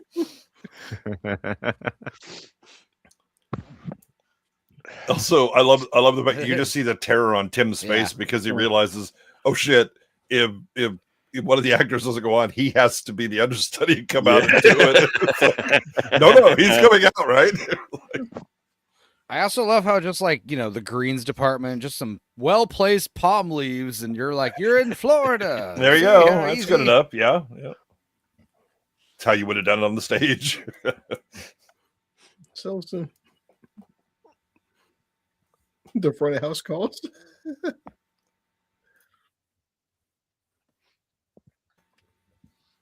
Darling. Ladies and gentlemen, please take your seats. And you see the gents get up because they gotta go. It'll be 3 minutes of showtime.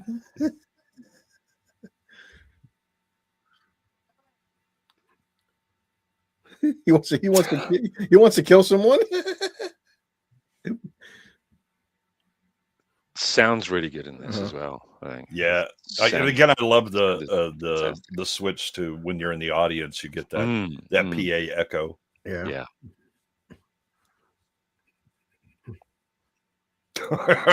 She give him 2 minutes. I'll give them 1. Ladies and gentlemen, please take your seats.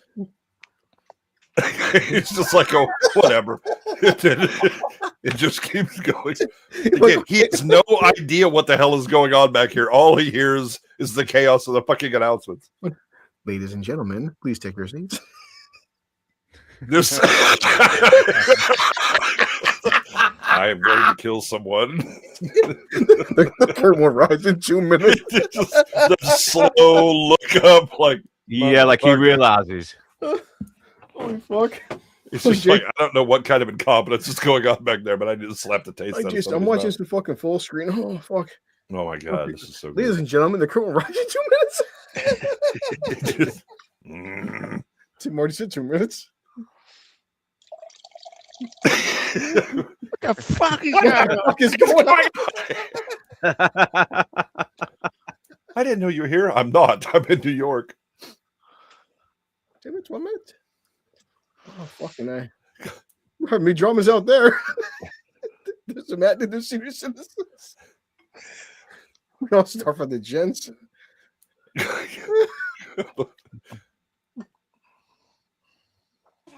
Just tell me one thing, Lachlan. Okay. It's your car. And I love how everybody is having problems. Right, the Donnie and Gary, and then he's showing up because he thinks Brooke is the problem, and it's like, oh my god. Look at their faces well after he kissed her. Yeah.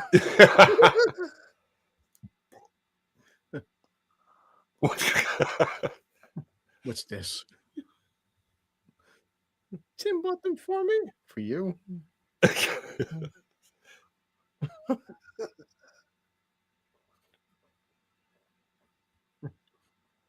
Yeah, no, he thinks that she's going out with him, and he's probably get all jealous now. But 1 minute was the last call. Your memories come back,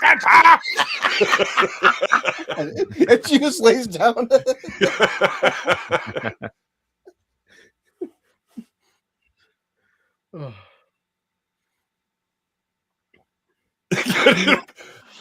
I just can't imagine what the rehearsal time must have been on this. Oh, How much God. they must have rehearsed this. Yeah. Jesus Christ. There's Selden. There you go. yeah, I just do love that Mary Lou or Gary's like, or Christopher Reeve, I can't even remember his fucking character's name. When he's like, oh, I'm sure Poppy will be happy. She looks at him like, what the fuck are you talking about?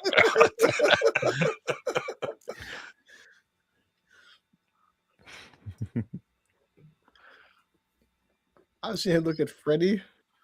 Wait, yes, darling. It may have been Teddy.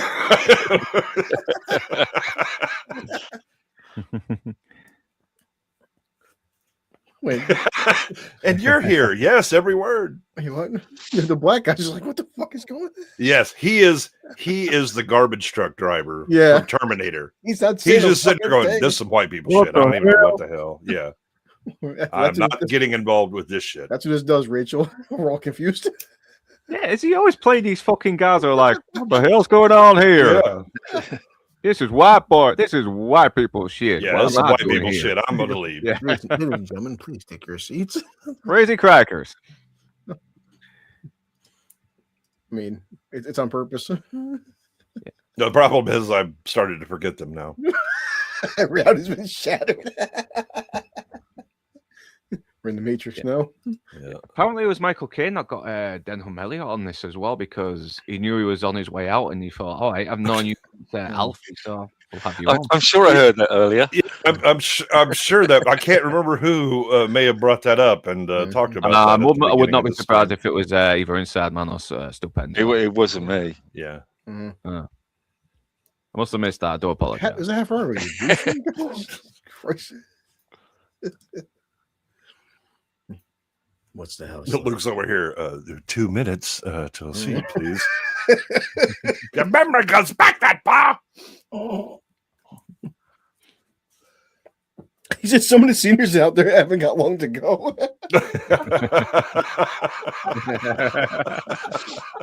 I love it. I don't know why I missed that the first time. Yes. Fucking Michael Caine's his expression right now too sound. It's like he's got more angry. It's like, Jesus Christ, you're supposed to know this fucking inside out. How are you fucking this up now? None of them. He has his own problems because oh, Brooke right, is she's threatened to quit the Hey, buddy, how you production. going? We are, let's see, 59 minutes into the film. Like Luke said, definitely now it's going live. It's like, now when the shit's hitting the fan, it's picking up. Well, again, it's the longer they go, the more personal drama starts fucking things up, and this is absolutely a theater production. Yeah. Hey, Roddy. I mean, I've been trying to sort of, look at the amount of shots, and I mean, it's such a low shot count in this. Yeah. Because they're lingering on, I would say minimum 30 seconds, but you're looking at 2.5, 3, 4 minute shots. Yeah. In some cases. Yeah. It's I mean, it really incredible. is. It's doing a play for the camera, and if you tried this with actors who were not experienced, who hadn't worked theater or whatever, to have the accuracy to hit your marks and timing and all of that, it would be a train wreck. Yeah. He's just sneaking the bottle out of his bag. He grabs it. You lush.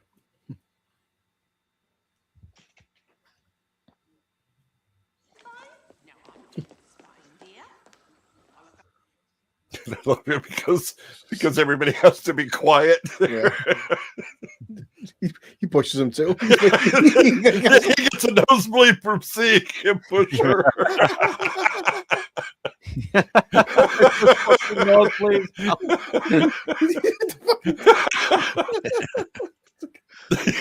He's chasing him. I love John Ritter bullying Christopher Reeve, even though Christopher Reeve's like 6 inches taller than him. And he just bit his ankle too. Yes. Fucking A.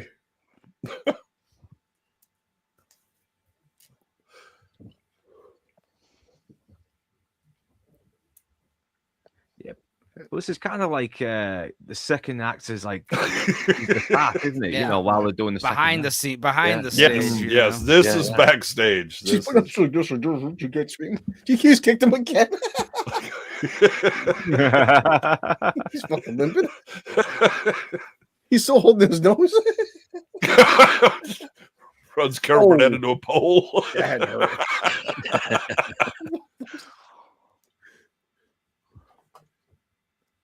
He's still putting his head back to it. You're not bleeding. Yeah, you guys got the bottle. He's just sneaking away. Yeah, we almost had John Gielgud there to play Seldon as Right well. now. Really? Yeah, man. Wow. So Wow. Another legendary. Yeah, black guy again. He's just like, it's Noises Off-Road on Life. We're in hour and 2 minutes in.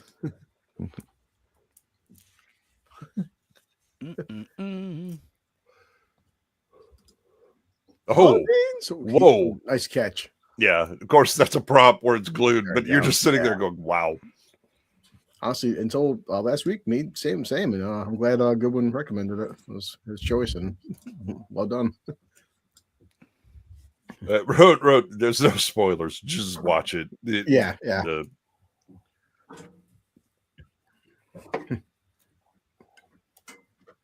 It's one of the films you just don't worry about it. Okay, there's something I might have missed, Ben. When he said God said be fruitful and multiply, he was already hinting at Poppy's pregnancy. Obviously, yeah. Foreshadowing. Yeah. He just whacked him with a sheet in the head. And God said, where the hell was Tim? And there the hell was Tim. Oh my God. She comes out just blowing up with energy because she's had to run around and do all this shit. Yeah, he's got don't touch the bottle. Just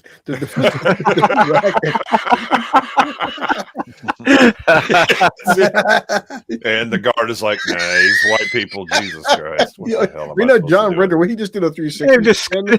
That is really good physical Yeah. acting there. Yeah, good.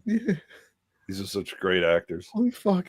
He's still trying to get, he wants a champagne bottle so bad. That's J&B Scotch. Whiskey. Yeah, it's Scotch. God bless him.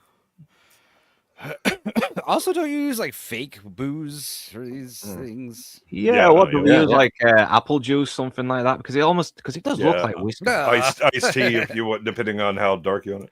He's just like, For a lot of this stuff that I've done where it's supposed to be drinking booze, it's always Coca-Cola with water in it.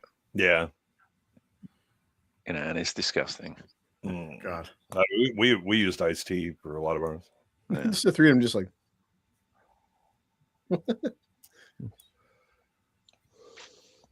Although in Band of Brothers we did actually have beer, so well, that's all right. Yeah, that must have been awesome. Yeah, it's pretty good. They gave us there was one scene that we did in Band of Brothers where we had literally a shit ton of fags to smoke, and we had a load of beers. So Yeah, back in the days when you could smoke in public places as well. Yeah. Well, your country, you won't be able to smoke, period. Oh, yeah. They're already trying to fucking ban booze. Yeah. I mean, Christ. Yeah, prohibition. They tried it in the movies. It didn't work. No, it'll work this time. It's just the wrong people last time. Yeah. You screwed the box. an American. Yeah, no Volstead Act over here. No, at the moment. It's just like moment. Communism. It'll work as long as we get the right people to do it. Yeah, this time communism will work. You may have failed the last 100 fucking times, but it's going to work this time. I bet you. Yeah, provided everybody does as they're told. Yeah. Assuming I'm in charge this time, it'll work. Yeah, I just needed the right people, namely me. Just wait, John Ritter's holding the axe. His facial expression. Oh, she couldn't get the dress up, so she just gets flowers. Like I said, there is a professionalism to them as well. Something's going wrong. They're trying their best to still make this work. Yeah. Again, you're improvising, and get if you've been in production, somebody's going to screw up a line or something like that. So it's going to happen with the axe. Yes.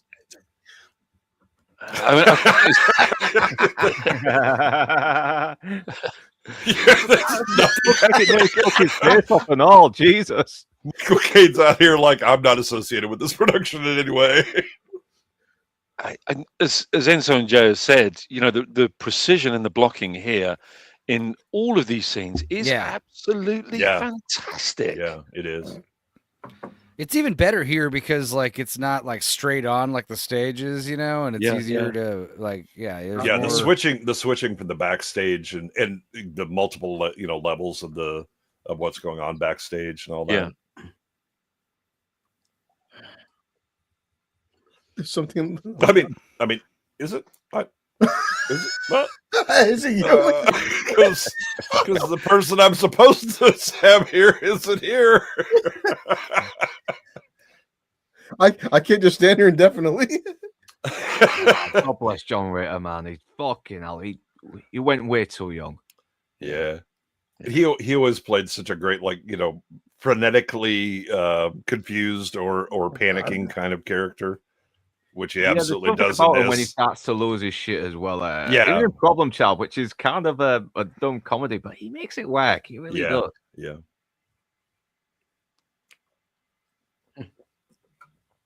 He's ripping up her pants. He's ripped off her dress.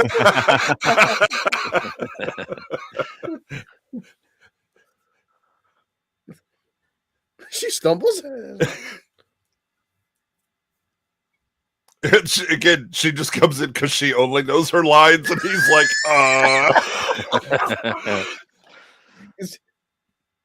Don't panic.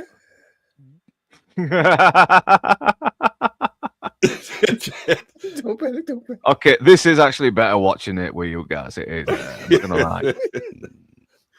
They're all reading the script. They're so desperately trying to. Oh shit.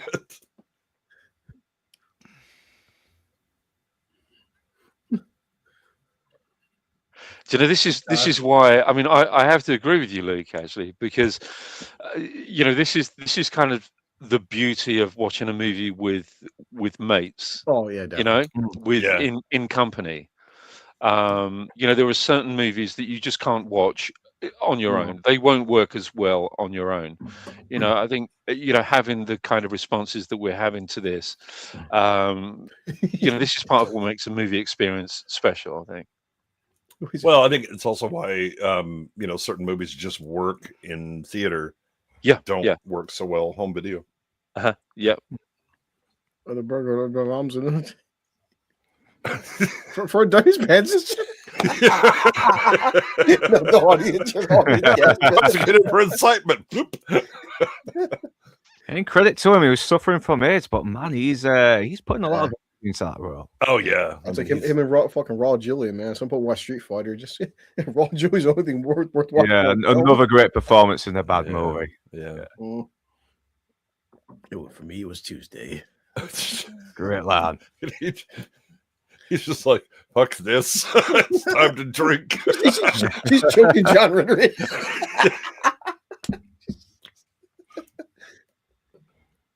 Get the van but they're still maintaining theater etiquette. You can't make noise. She's okay. Michael Caine's like, fuck, I'm just drinking a JB. He's chugging it.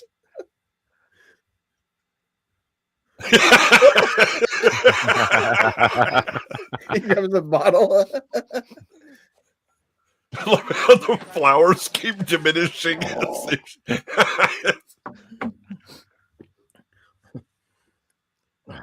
There's a man in. Oh wait. Oh my god. It's so fucking fast paced too. It's like it's incredibly fast. Oh my god! Yeah, Well, again, it's I funny mean, because it's not, but it is. Like, Yeah, it's What's I say? Like it's fast paced, but like not fast paced in a bad way. There's so much going on. Like how the fuck they hit these beats at the same time? Well, again, the chain of timing that you have to get right for these shots. It's masterful. Yeah, but isn't it incredible? Sorry, mate. Go on. Sorry, mate. Even Michael Caine is doing pretty well in the energetic scenes because he was like in his 50s by the time this movie came out. Yeah, and it's incredible that this is so frenetic, but with such a limited amount of cuts. Yeah. Again, it's these long shots, which means that you have so many timing marks that you have to hit, and you know, just everybody in sync. It really is. They had to essentially do a play for a lot of these shots. He dumped the sardines on her head. Yeah.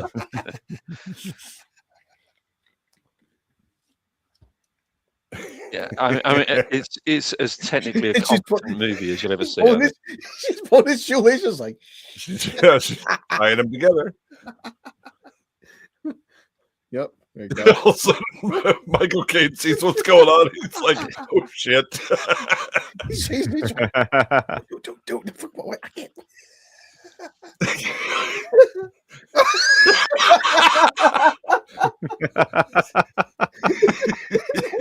He's like, ah! Carol Burnett's laughing. He still got that fucking bottle. Well, again, I mean, the bottle is like the sardines in the play. Yeah. They're all just chugging that damn thing. Yeah, it's gonna be one of those days. Yep. Oh, here we go. It's so Yeah, he's the professional, though. He is the professional. The show must go on despite the mishaps. Well, he's professionally unconscious right now. Yeah. Did you see John Ritter play his face?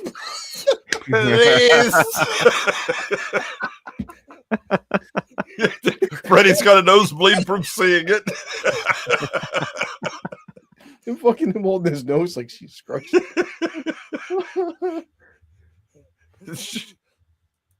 Yeah, I mean, it's paying off. It's paying off for the setup from earlier as well, isn't it? I mean, yeah, right. So much.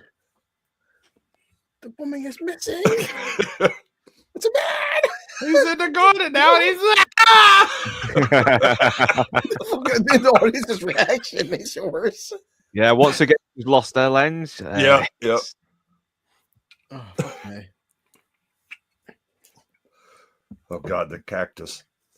It kind of reminds me of Picard in the first episode of Star Trek: The Next Generation. Where he's like, "I'm surrounded by children." Yeah, yeah, definitely road in life. No, it's like I watch this by myself. It's oh God, it's 10,000 times better with a group. These scenes, oh my God, where you just walk in, you see Christopher Reeve has it happen. You've got so that.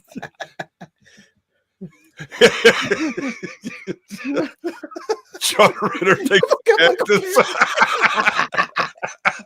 Michael, he grabs the cactus. His fucking. Yeah, so the flowers are just diminished from every. Ritter's walk, or Michael Caine's walk is hilarious. The flowers just get smaller and smaller, and then they become the fucking cactus. Well, it's because he just gave him change the last time to get something.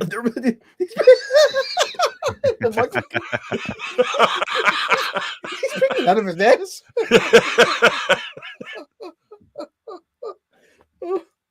I'll say Rachel, timestamp is 1:14:30. Oh fuck. that reminded me. I had a buddy when we were in college. We both married, and so we were living in married housing. We were watching House for a Professor, and so buddy Zub and I were down in the rec room that they had with. We were playing pool, and my buddy was talking about how he'd lost weight. And I was like, if you lost it, turn around. I can show you where it is. And so he had on denim shorts. He's like, no, bro, I can like pull these down without even like unbuttoning it. So he does it. And he drops. He goes to bend over to pick up his shoes. And I just see his wife coming down the stairs. So I immediately just step up to him and put my hands on his hips and then look at her shocked as he looks up at her. She's like, I don't ever have to worry about you guys being gay.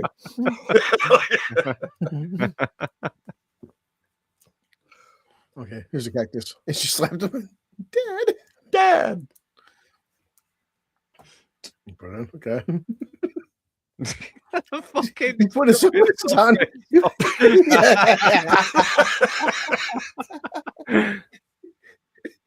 Chris Reed's not.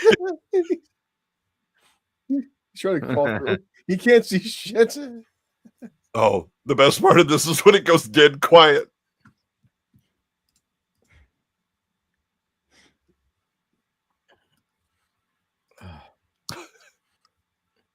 It's quiet. We heard on stage. Next plane back to New York. He's still chugging that JB. It's dead quiet on stage and pregnant. And curtains.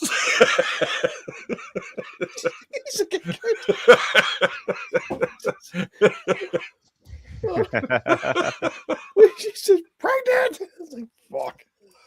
And curtains.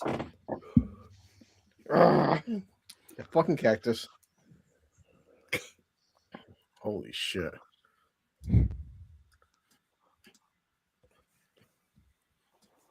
Get with him with no homo, so it's all good. Yeah. No, I absolutely sold right into it. Like, oh my God, she's caught us. That just. And Petersburg. And after Parkersburg and Petersburg, there was Peter Pecklesburg. Even the fucking homicide, like, yeah, your problems are worse than mine, party. Yeah, I was like, yeah, thank God I wasn't involved with theater. A Piper Pickle Pecklersburg. Yeah. Then it was the ultimate horror, Cleveland. Holy shit. Yeah, I kind of wonder if many directors have lost their minds like this. Oh, I've seen some directors flip their shit. We're at 1:17:30, so you see the green curtains come up right now. If you can see the overlay shit show a little bit. The phone's ringing. Yeah. Fucking A. So another 26 minutes. Yeah. This is why he's drinking with a hobo. Yeah.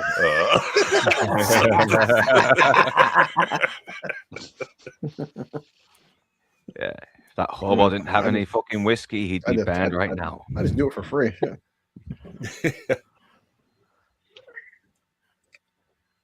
The hobo would be buying him a drink if he had seen the performance. If they knew what's good for them, they'd give me that whiskey. Yeah. Oh, Luke would never have a drink with a hobo. Oh. Maybe I'm going to spare that laugh. Things like generous. He put a little Everclear on him to light him up. And he's earned the right to live just by giving me that whiskey. Yeah, definitely make sure that he swallows the meth before he says night to you. Yeah. Oh my God.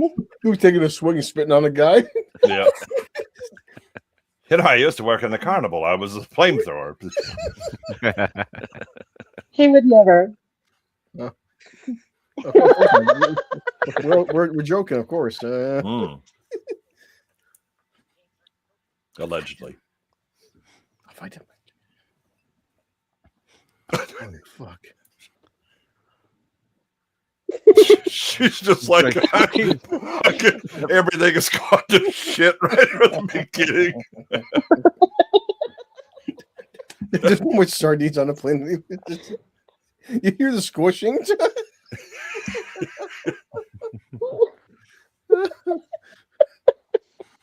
Holy shit. There you go.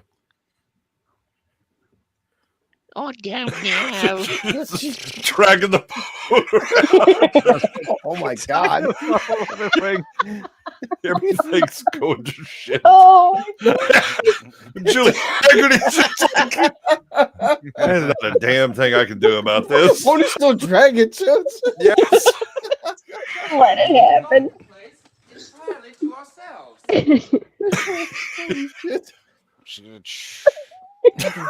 Rather than doing the lead because he can't get off the phone. Oh, and then it flies up and hits him in the nuts.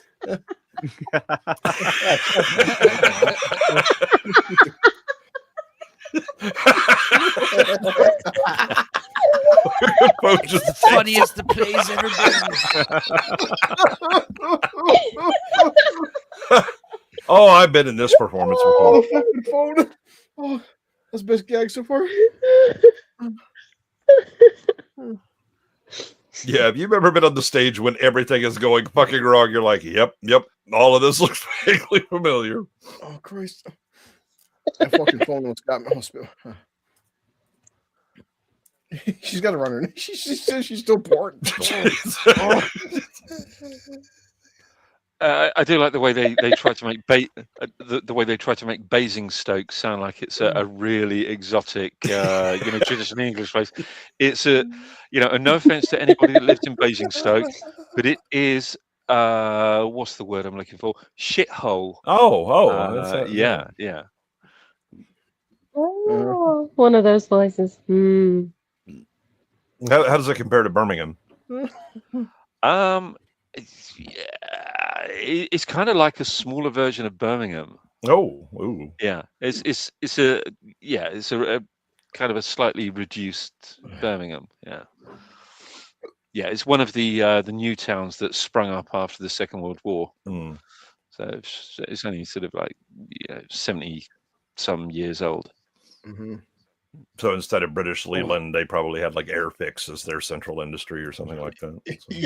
I'm not sure they actually I don't think they actually have an industry in Basingstoke. It's, well, neither does Birmingham anymore either. Yeah. So, I hear they have a thriving knife industry in yes, Birmingham. not so much the manufacturer, but the use. The use of yeah.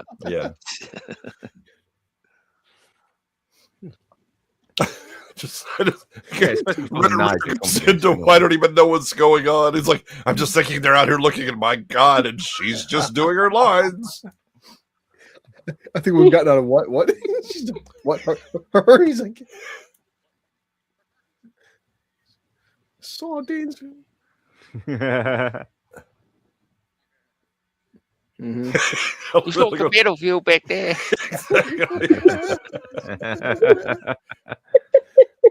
It's not going so well out here either. Mm-hmm. Damn sardines. You'll have to do the sardines. I'm going to go in the kitchen to do some more sardines. Ritter can't figure out what the hell to do. You take the I wish I could be in the bathroom. She's upstairs. Yes, again, she's just doing her lines, whether he's there or not. It doesn't matter. She puts her head in the fucking booklet.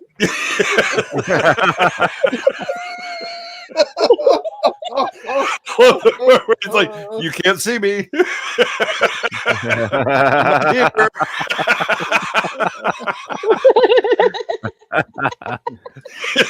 I buy mine on Fandango legally. This is worth the $12 I spent on it. Road.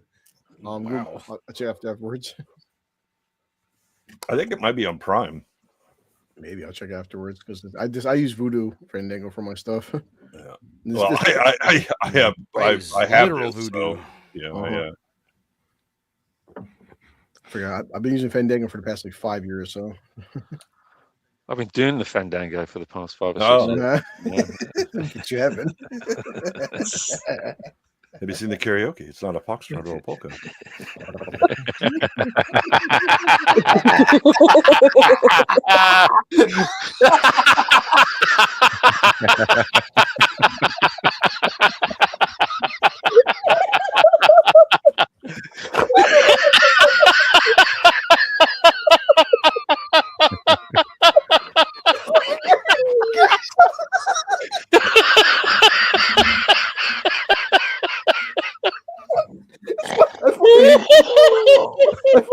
Jay.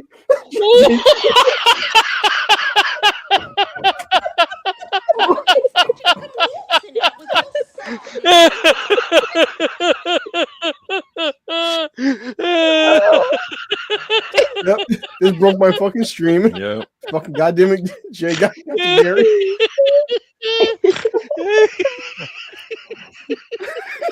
No way. We're going to end up killing Gary one day. I'm making him laugh.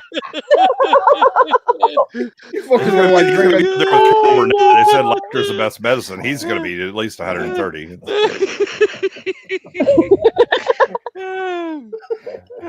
No, it's brilliant. Oh, piece of shit. So the movie is 1 hour 25. It's still going. I love how Carol Burnett's character just gets up and leaves, and she's just her. Fucking John Ritter trips again. Holy shit, man! God damn, fucking fun, isn't it? Again, the props are in the wrong place, so everything is done. Yeah, he's trying to be professional, but just he has no idea how to salvage this because he's panicking. And she's just saying her lines.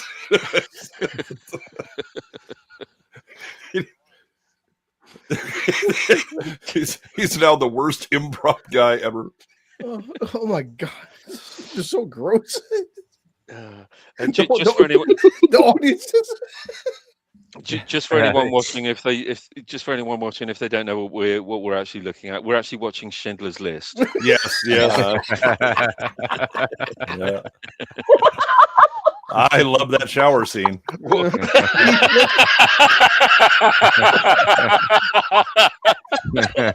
Reminds me of Porky's.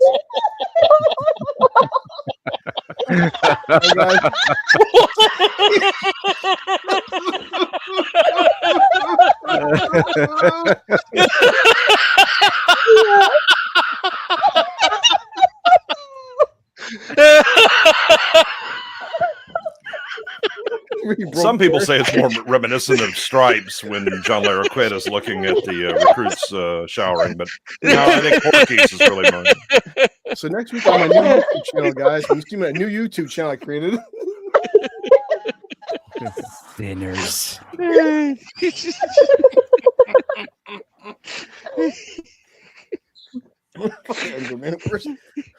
Oh God, I'm crying. I'm legit crying.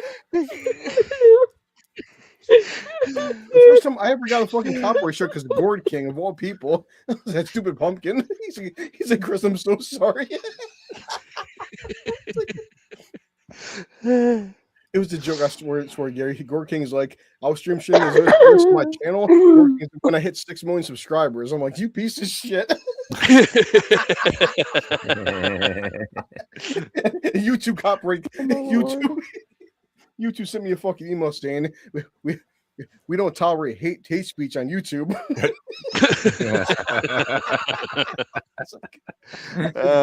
I'm so sorry. I said, dude, it was worth it. Oh, fucking A. I hate that pumpkin. He's like what? And whoops. I can't tell what's happened. We don't know neither, dude. Everyone's having a great goddamn time. This is Christopher Reeve hit the sardines on the floor. It's knocked out. Honestly, right now, this so panel. Tim has had to come in to do the understudy. This panel is unhinged as this goddamn play right now. He's just on the stage with the fucking script as well. Yes. We just said the hour 29-minute mark fucking timestamp.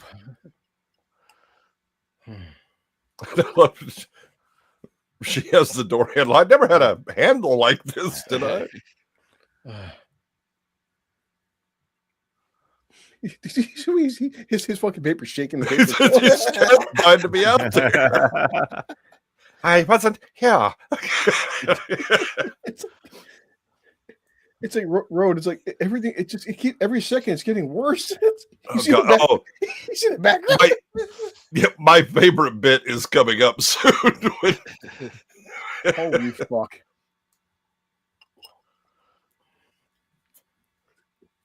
Open. Come on, doing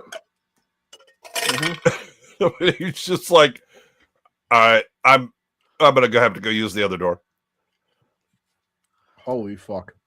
And no, because again, her script says she's supposed to come out of that door. That's what she's gonna fucking do.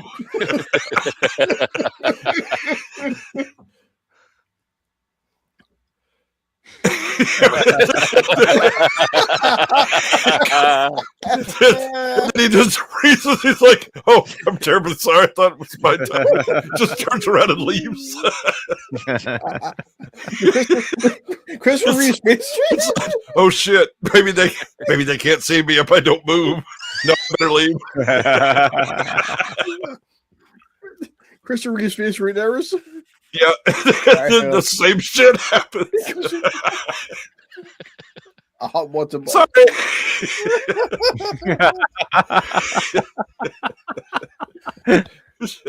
As just everything starts falling apart.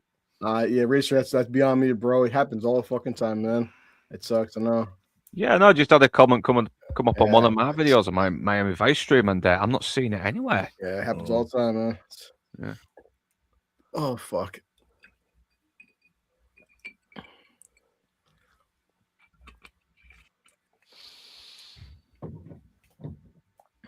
Okay. The central heating and the sardines. No, they haven't. Wait, you set down a plate of sardines. You don't expect it to be there when you show up. Like object permanence has suddenly escaped John Ritter's character. Meanwhile, she's still operating on her pre-recorded role. Marilyn Winter singing. You put him back. Oh, fucking me. Sardines. It's just breaking down. I just want to go home. You're in Space Street now. Yeah, the humiliation, the fact that this could be his very last acting gig because of this disaster. I mean, everything going apart.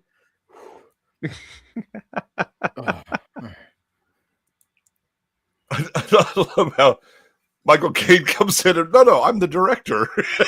I'm not sure you want to fess up to that right now. Yeah, really. You're just as gone.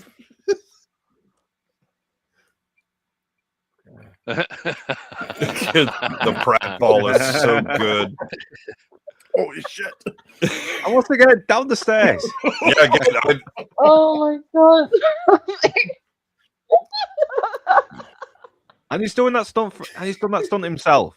Yeah. But again, he was a great physical comedian. He could do pratfalls really well.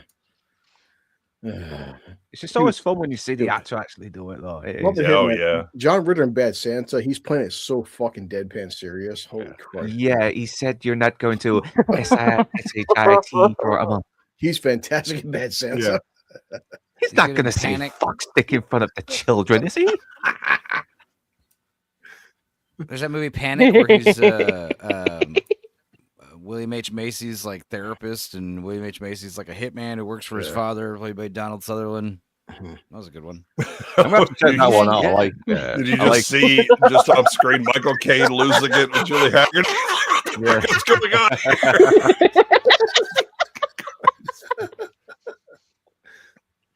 Oh my god. No, we are just making shit up, trying desperately to get off the stage. Carol and maybe Burnett. hit the story points so we can have an act 2. Fucking Carol Burnett looks more drunk than I am. Oh god, here we go. Fucking phone. There you go. No, This is my favorite part. No broken arms. Prefer indictments. Girl, welcome to the party, honey.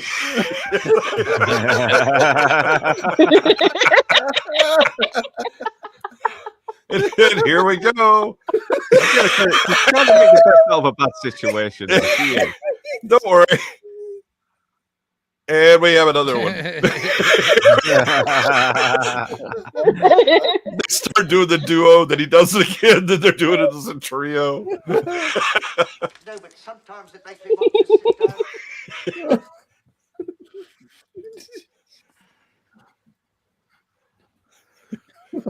What am I doing now? In unison. Around. Holy fuck. Denham Elliott. I was listening most carefully. I went over here and I hear this. Here we go. There's a third one.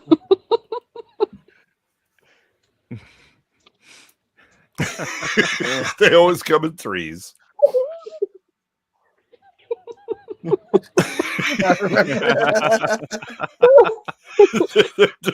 The Greek chorus has arrived.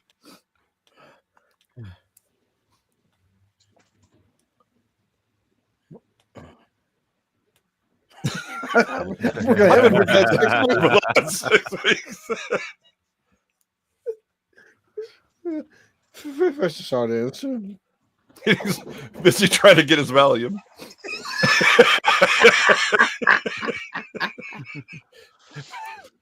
Go JB, there you go. That's real liquor, not stage liquor. Exactly.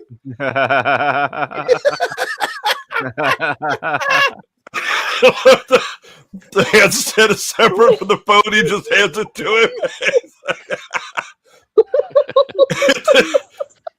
Then he puts it on the body, and somehow it magically rings. It's the police. Don't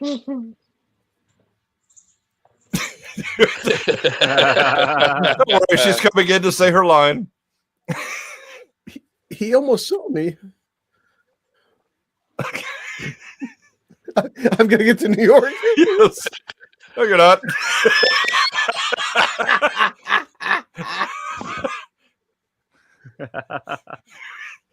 Her wedding dress. We're making this. This is when improv goes terribly, terribly wrong. Holy shit.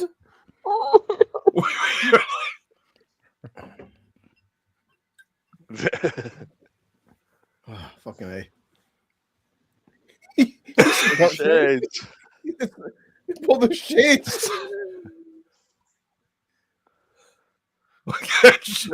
She loses her.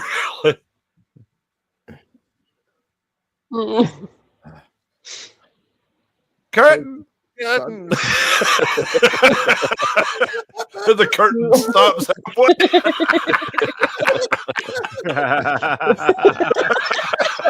The guy who said the last line. If the cat doesn't go down. Oh my god.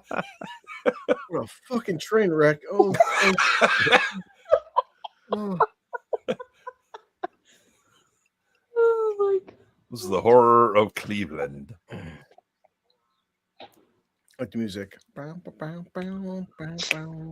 Oh no. His hand is shaking. It's like vaguely riveted to the producers, but in reverse. Yeah.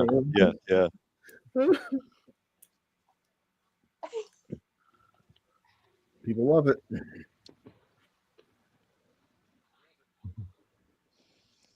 Yeah, but we do get a bit of a nice little happy ending here as well. Mm.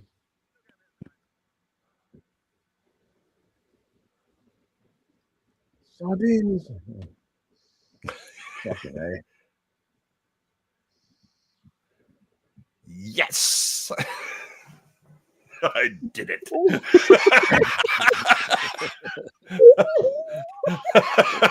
We did it.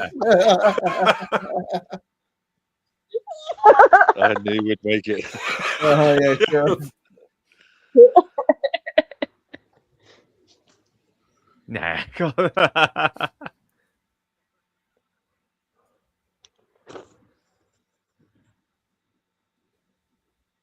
Whoever she is.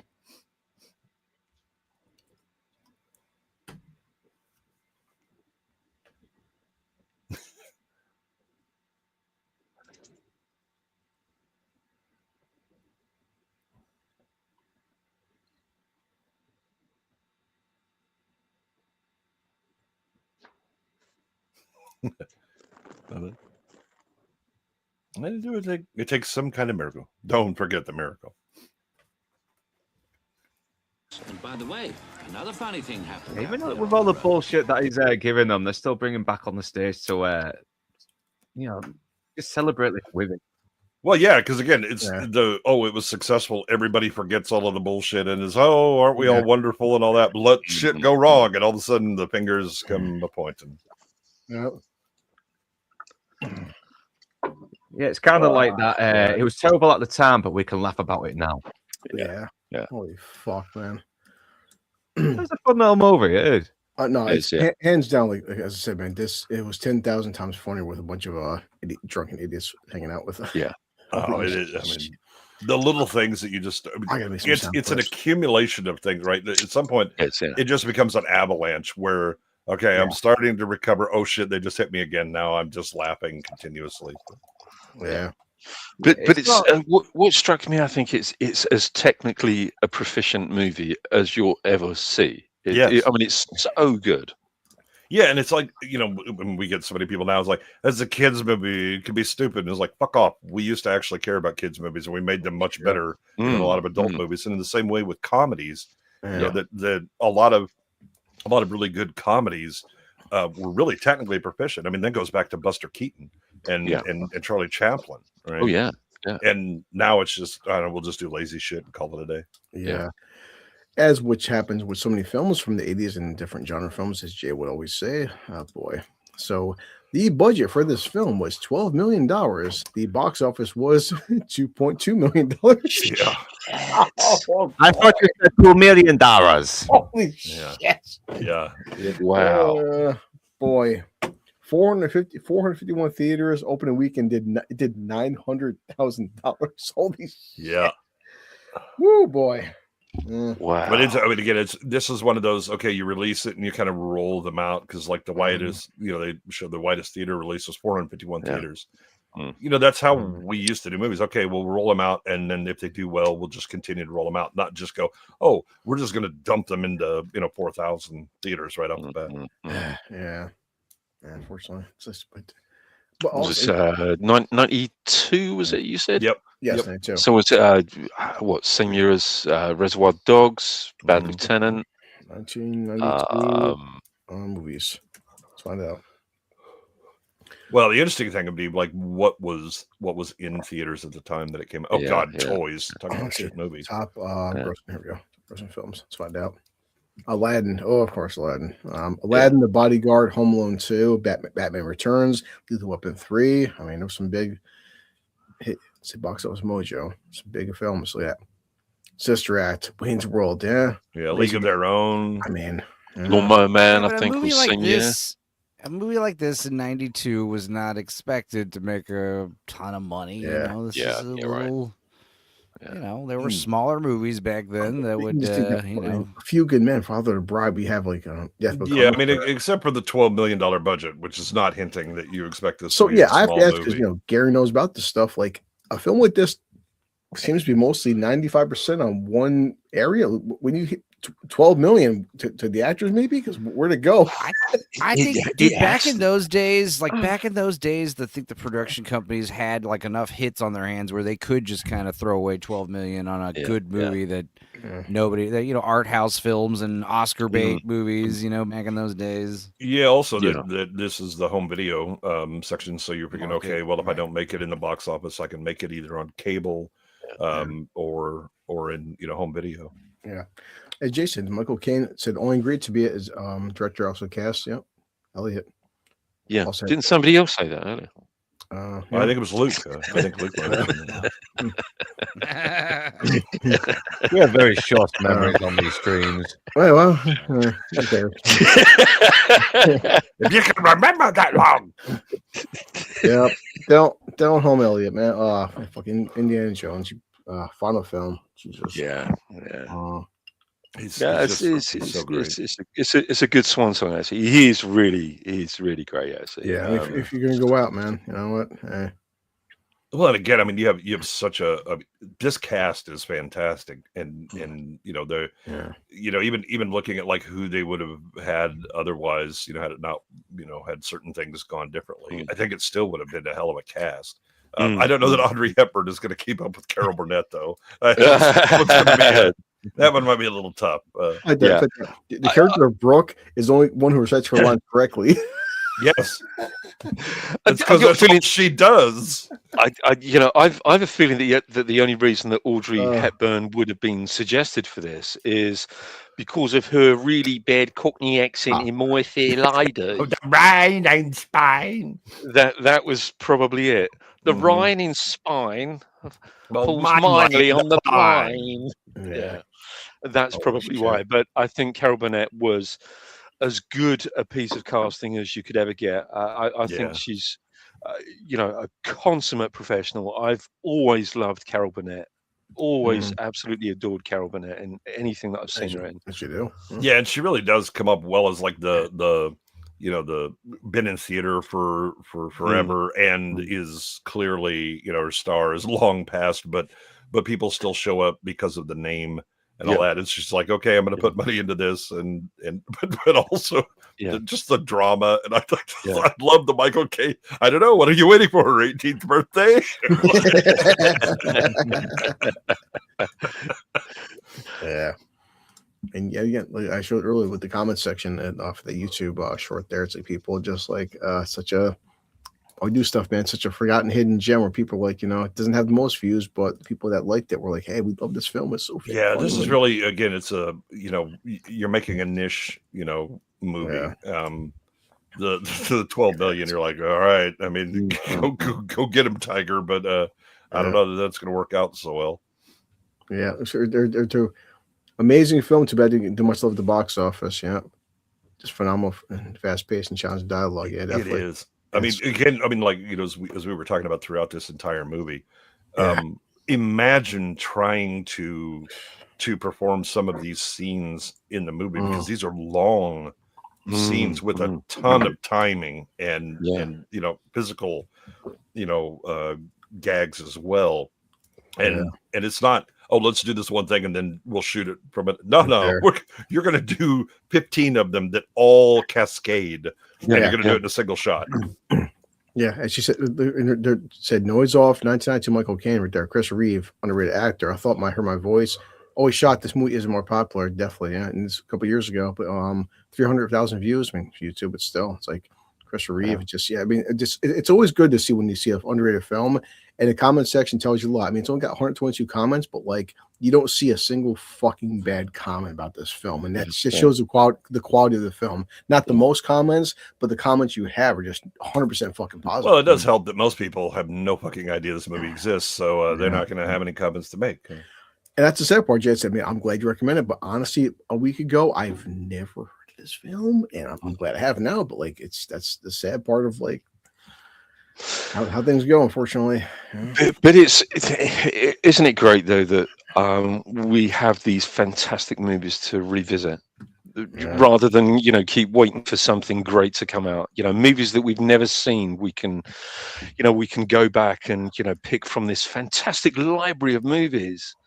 We don't have to wait for something new to come out to have our minds blown by something. No, Gary, that's what I said last week, and I was telling this on Nia and Nia stream where like Jay mentioned The Mission. I never heard of The Mission until you mentioned that, and like the hardest part of watching The Mission with you guys, like there's films the past 6 months. I've seen okay films, but like watching The Mission, the hardest part of watching The Mission with you was like concentrate on you and Jay talking because I was so fucking, the soundtrack had me glued to the screen. Morricone gonna Morricone. It's these stupid movies from like 10, 15 years. Like I never saw the Meet the Fockers movies. I saw Meet the Parents. I never saw Little Fockers or Meet the Fockers. And you know what? They were both funny. They were both funny. By today's standards, anyway. I was like, this movie's not so bad. One member said Eraser too. It was one of Enzo's streams where Eraser's like, "Hey guys, I watched a film. Like, was it that you guys just rewatch. Just even if one person's like, "Hey, go watch Bicentennial Man, go watch The Mission, go watch an older film," like Looker. I mean, Looker. I've never heard of Looker, and I'm like, I swear, fantastic movie. Yeah, and I finally watching. I'm like, why? I told all my friends, I'm like, why have never. Well, guys, I've got like a group chat in my phone. I'm like with 10 friends, and like, guys, why we never heard poster these art films? to Looker is like, on the. It's so awesome. Yeah. I mean, what a movie. Well, yeah, Racerhead brought up Colors. Again, that was, I saw that in the theater.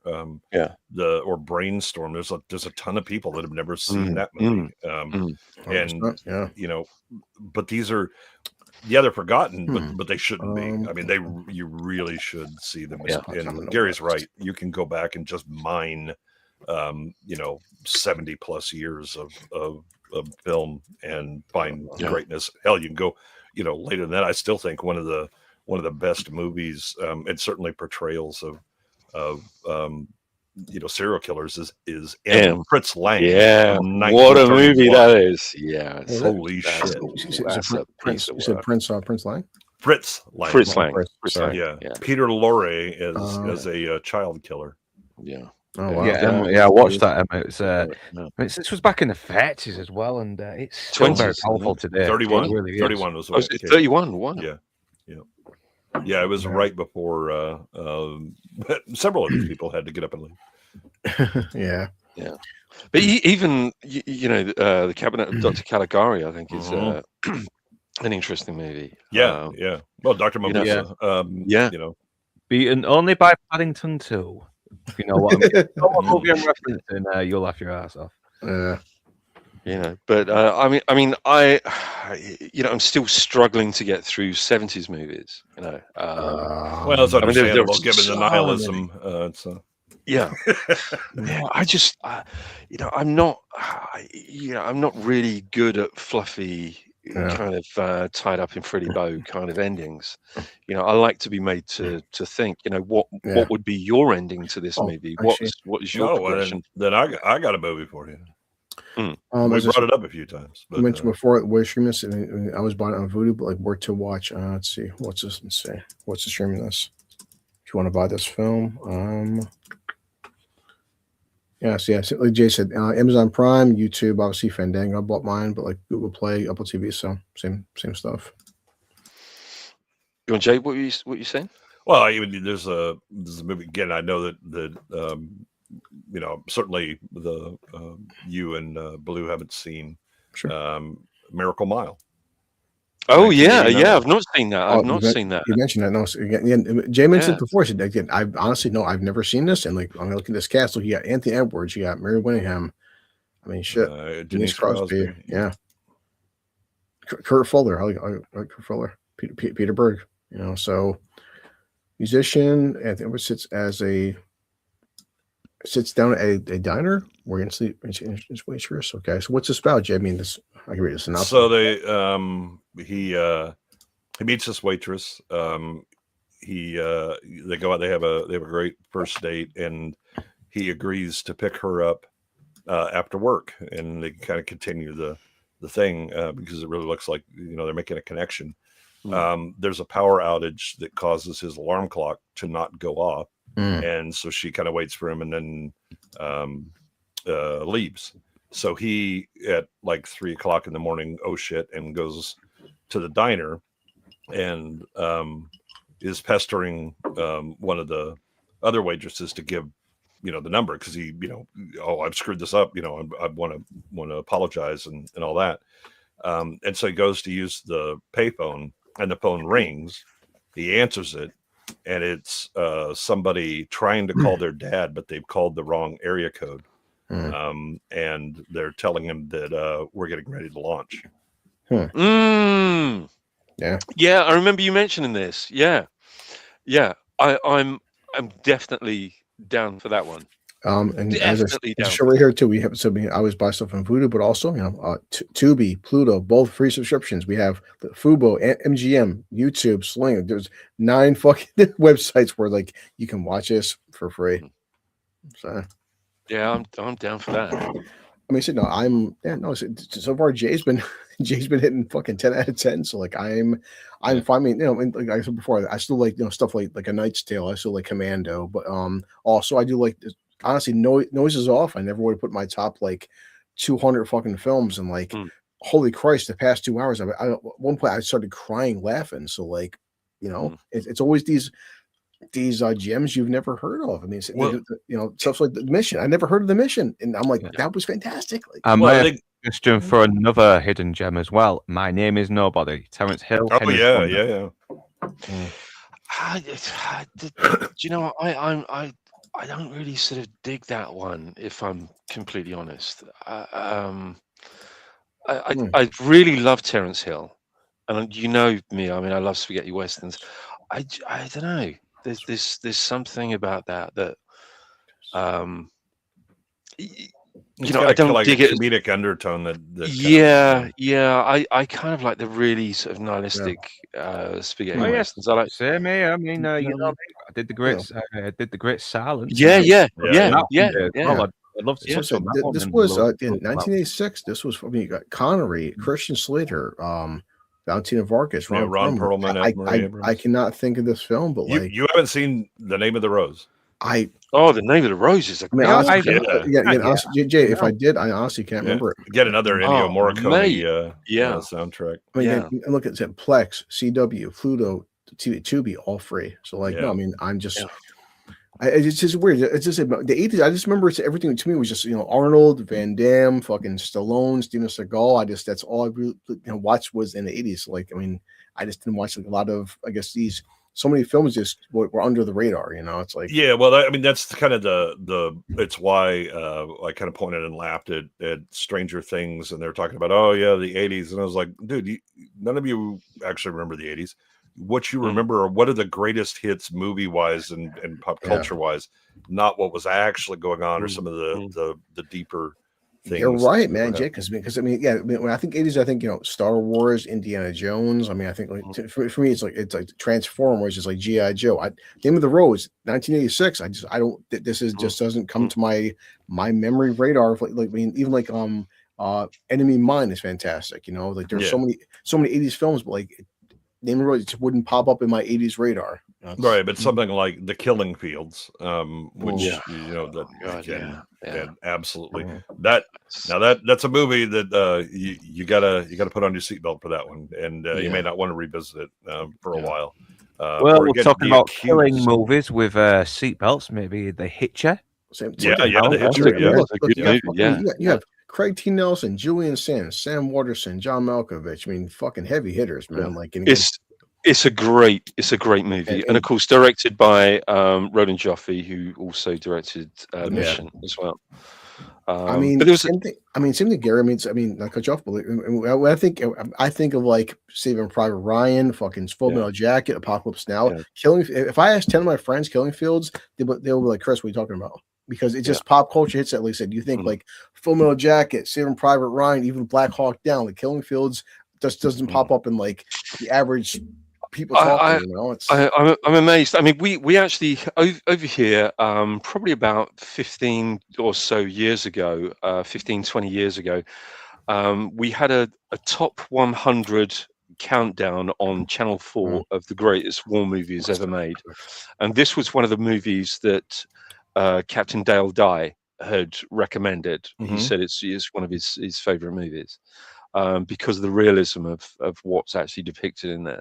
And it's not just this isn't just a kick in the balls. It's a gut punch and a real kind of zircon edged smash to the face as well. It's something that really does stay with you. It's and I defy anybody to watch that movie and get to the end and not have their eyes leaking. There's a lot of allergens with this movie. It's and a very unusual soundtrack by Mike Oldfield as well.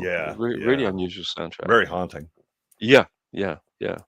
But Luke actually did one on one of his streams, Fistful of Dynamite, or Duck You Sucker. Duck You Sucker, which I think is because Fistful of Dolls. I've not talked about. Oh, you've not done a Fistful of Dynamite. Oh no. That's right. You spoke about a Fistful of Dynamite on The Nielsen rating. you did, and I you spoke about it really passionately, I thought, and because I think exactly as you said, I think it's one of the most underwatched Sergio Leone movies. With again one of the great Ennio Morricone soundtracks. Yeah. James Coburn, fantastic performance, but one of Rod Steiger's best performances ever. Yeah. I mean, absolutely outstanding performance, but the movie is hardly ever spoken about. Yep. I don't you get would it. catch it on cable occasionally in the US, and that's how I saw it the first time. And that would have been probably early 90s. Before I ever saw it. Also, probably got one of the most underrated Ennio Morricone scores because Tarantino hasn't ripped it off yet for his latest movie. Yeah. I think what's interesting about that movie is that you got two. Right, so you got these, the two main characters. One of them is an actual revolutionary, and the other one is an accidental revolutionary. Yeah. I'm just engaged in commerce, and I just have to get pulled in. It kind of is like it kind of talks on, just how the ideal is much more than just words as well, because you do have to sort of like stick by a word, and people don't in this one. Trade each other to save their own skins. I think one of the most moving scenes is the bodies in the cave scene with I don't want to say too much just in case people haven't seen it, but the bodies in the cave scene with Rod Steiger. I think it's an incredibly powerful scene. But I just love the way he accidentally becomes a revolutionary. I think it's fantastic. Beautifully shot film. Great recommendations. I had a phone call. I got to leave in a minute. Unfortunately, something came up with family. But you guys. So Jay, what's Miracle Mile? Miracle Mile. I said I'm Miracle Mile. I'm 100% never. No, so I never. So I will record this tonight and said I'm not against it. So we have To Be Pluto. It's the nuclear bomb one, right? Yeah. Hell yeah. That's great. Yeah. I've never seen it. I've never seen this movie. Same. I mean, there's not many people that have seen it. There's a reason the bombing was not only in the movie but also in the box office. Yeah, there's another movie I rented from the I Love Video Netflix DVD days. Yeah. So Miracle Mile. The budget was $3 and $4 million. It did not do $3 or $4 million in the box office. Shit. Yeah, Noises Off did better than this movie. But so many people have said before in streams on Minds, Enzo's, whatever. John Carpenter's hey guys, thank God for VHS because I would have a career. Yeah, just because it bombed doesn't mean it's not a good film. So. Yeah, because I mean that's how I saw Prince of Darkness and They Live. Yeah. Cool. Yeah, I mean, that's how I saw The Thing. Yeah, cool. All now that one I was at least aware of going into theaters. But Jay, are you doing anybody like Jacob or Mr. Brown or anybody? Who knows? I mean, we'll probably deal with Peaky Blinders tonight. Nick's, but I'm not sure. Otherwise, I know Brown had to cancel last week for Aliens. Yeah. So I don't know. It may be December by the time we finish Aliens. It'll be very exciting. If you're lucky, man. Yeah.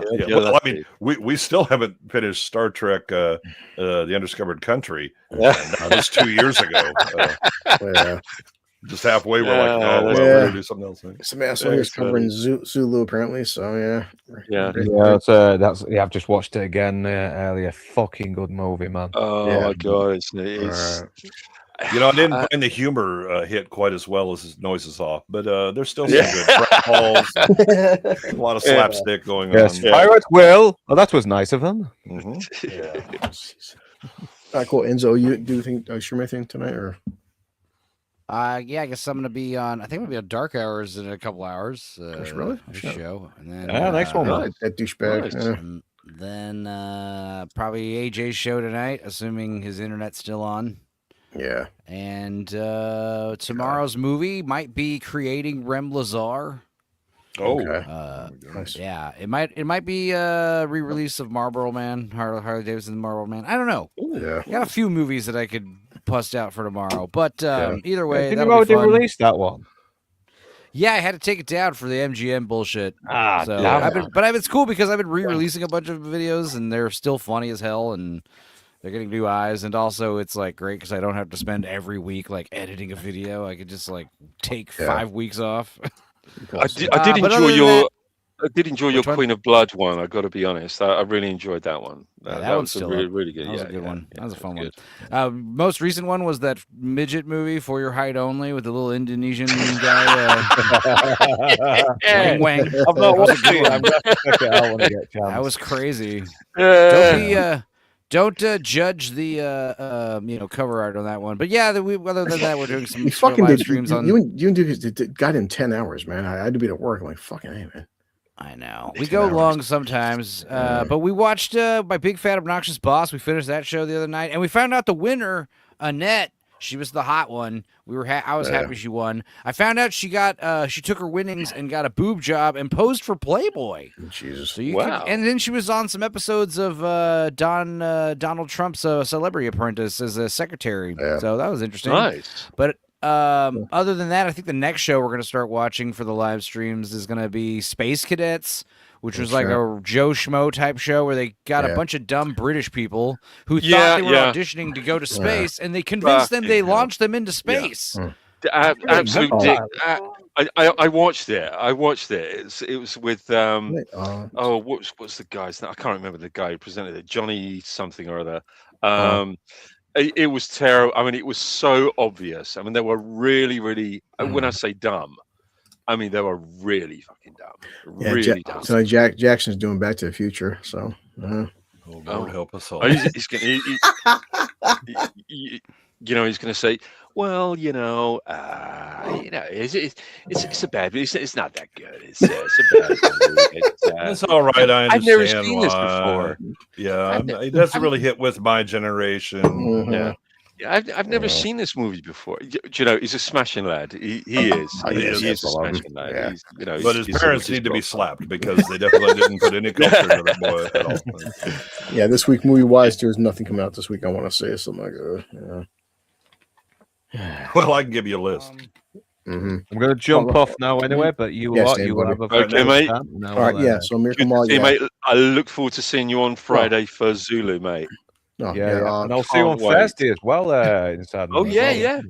Okay, mate. I think All right. Devil Wears Prada 2 comes out this week. Yeah, I see that. I mean, I watch it. I've not even seen the first. The first one's great. The first one's good. The first one is it's a well-made film. I just wouldn't watch it again, but it's a well-made film. It's just it's like Mean Girls. It's like a chick movie that fucking everybody likes. Yeah. All right, cool. So yeah, next week, Miracle Mile. Miracle Mile. Let's get out of here. Miracle Mile. I'll write that down. All right.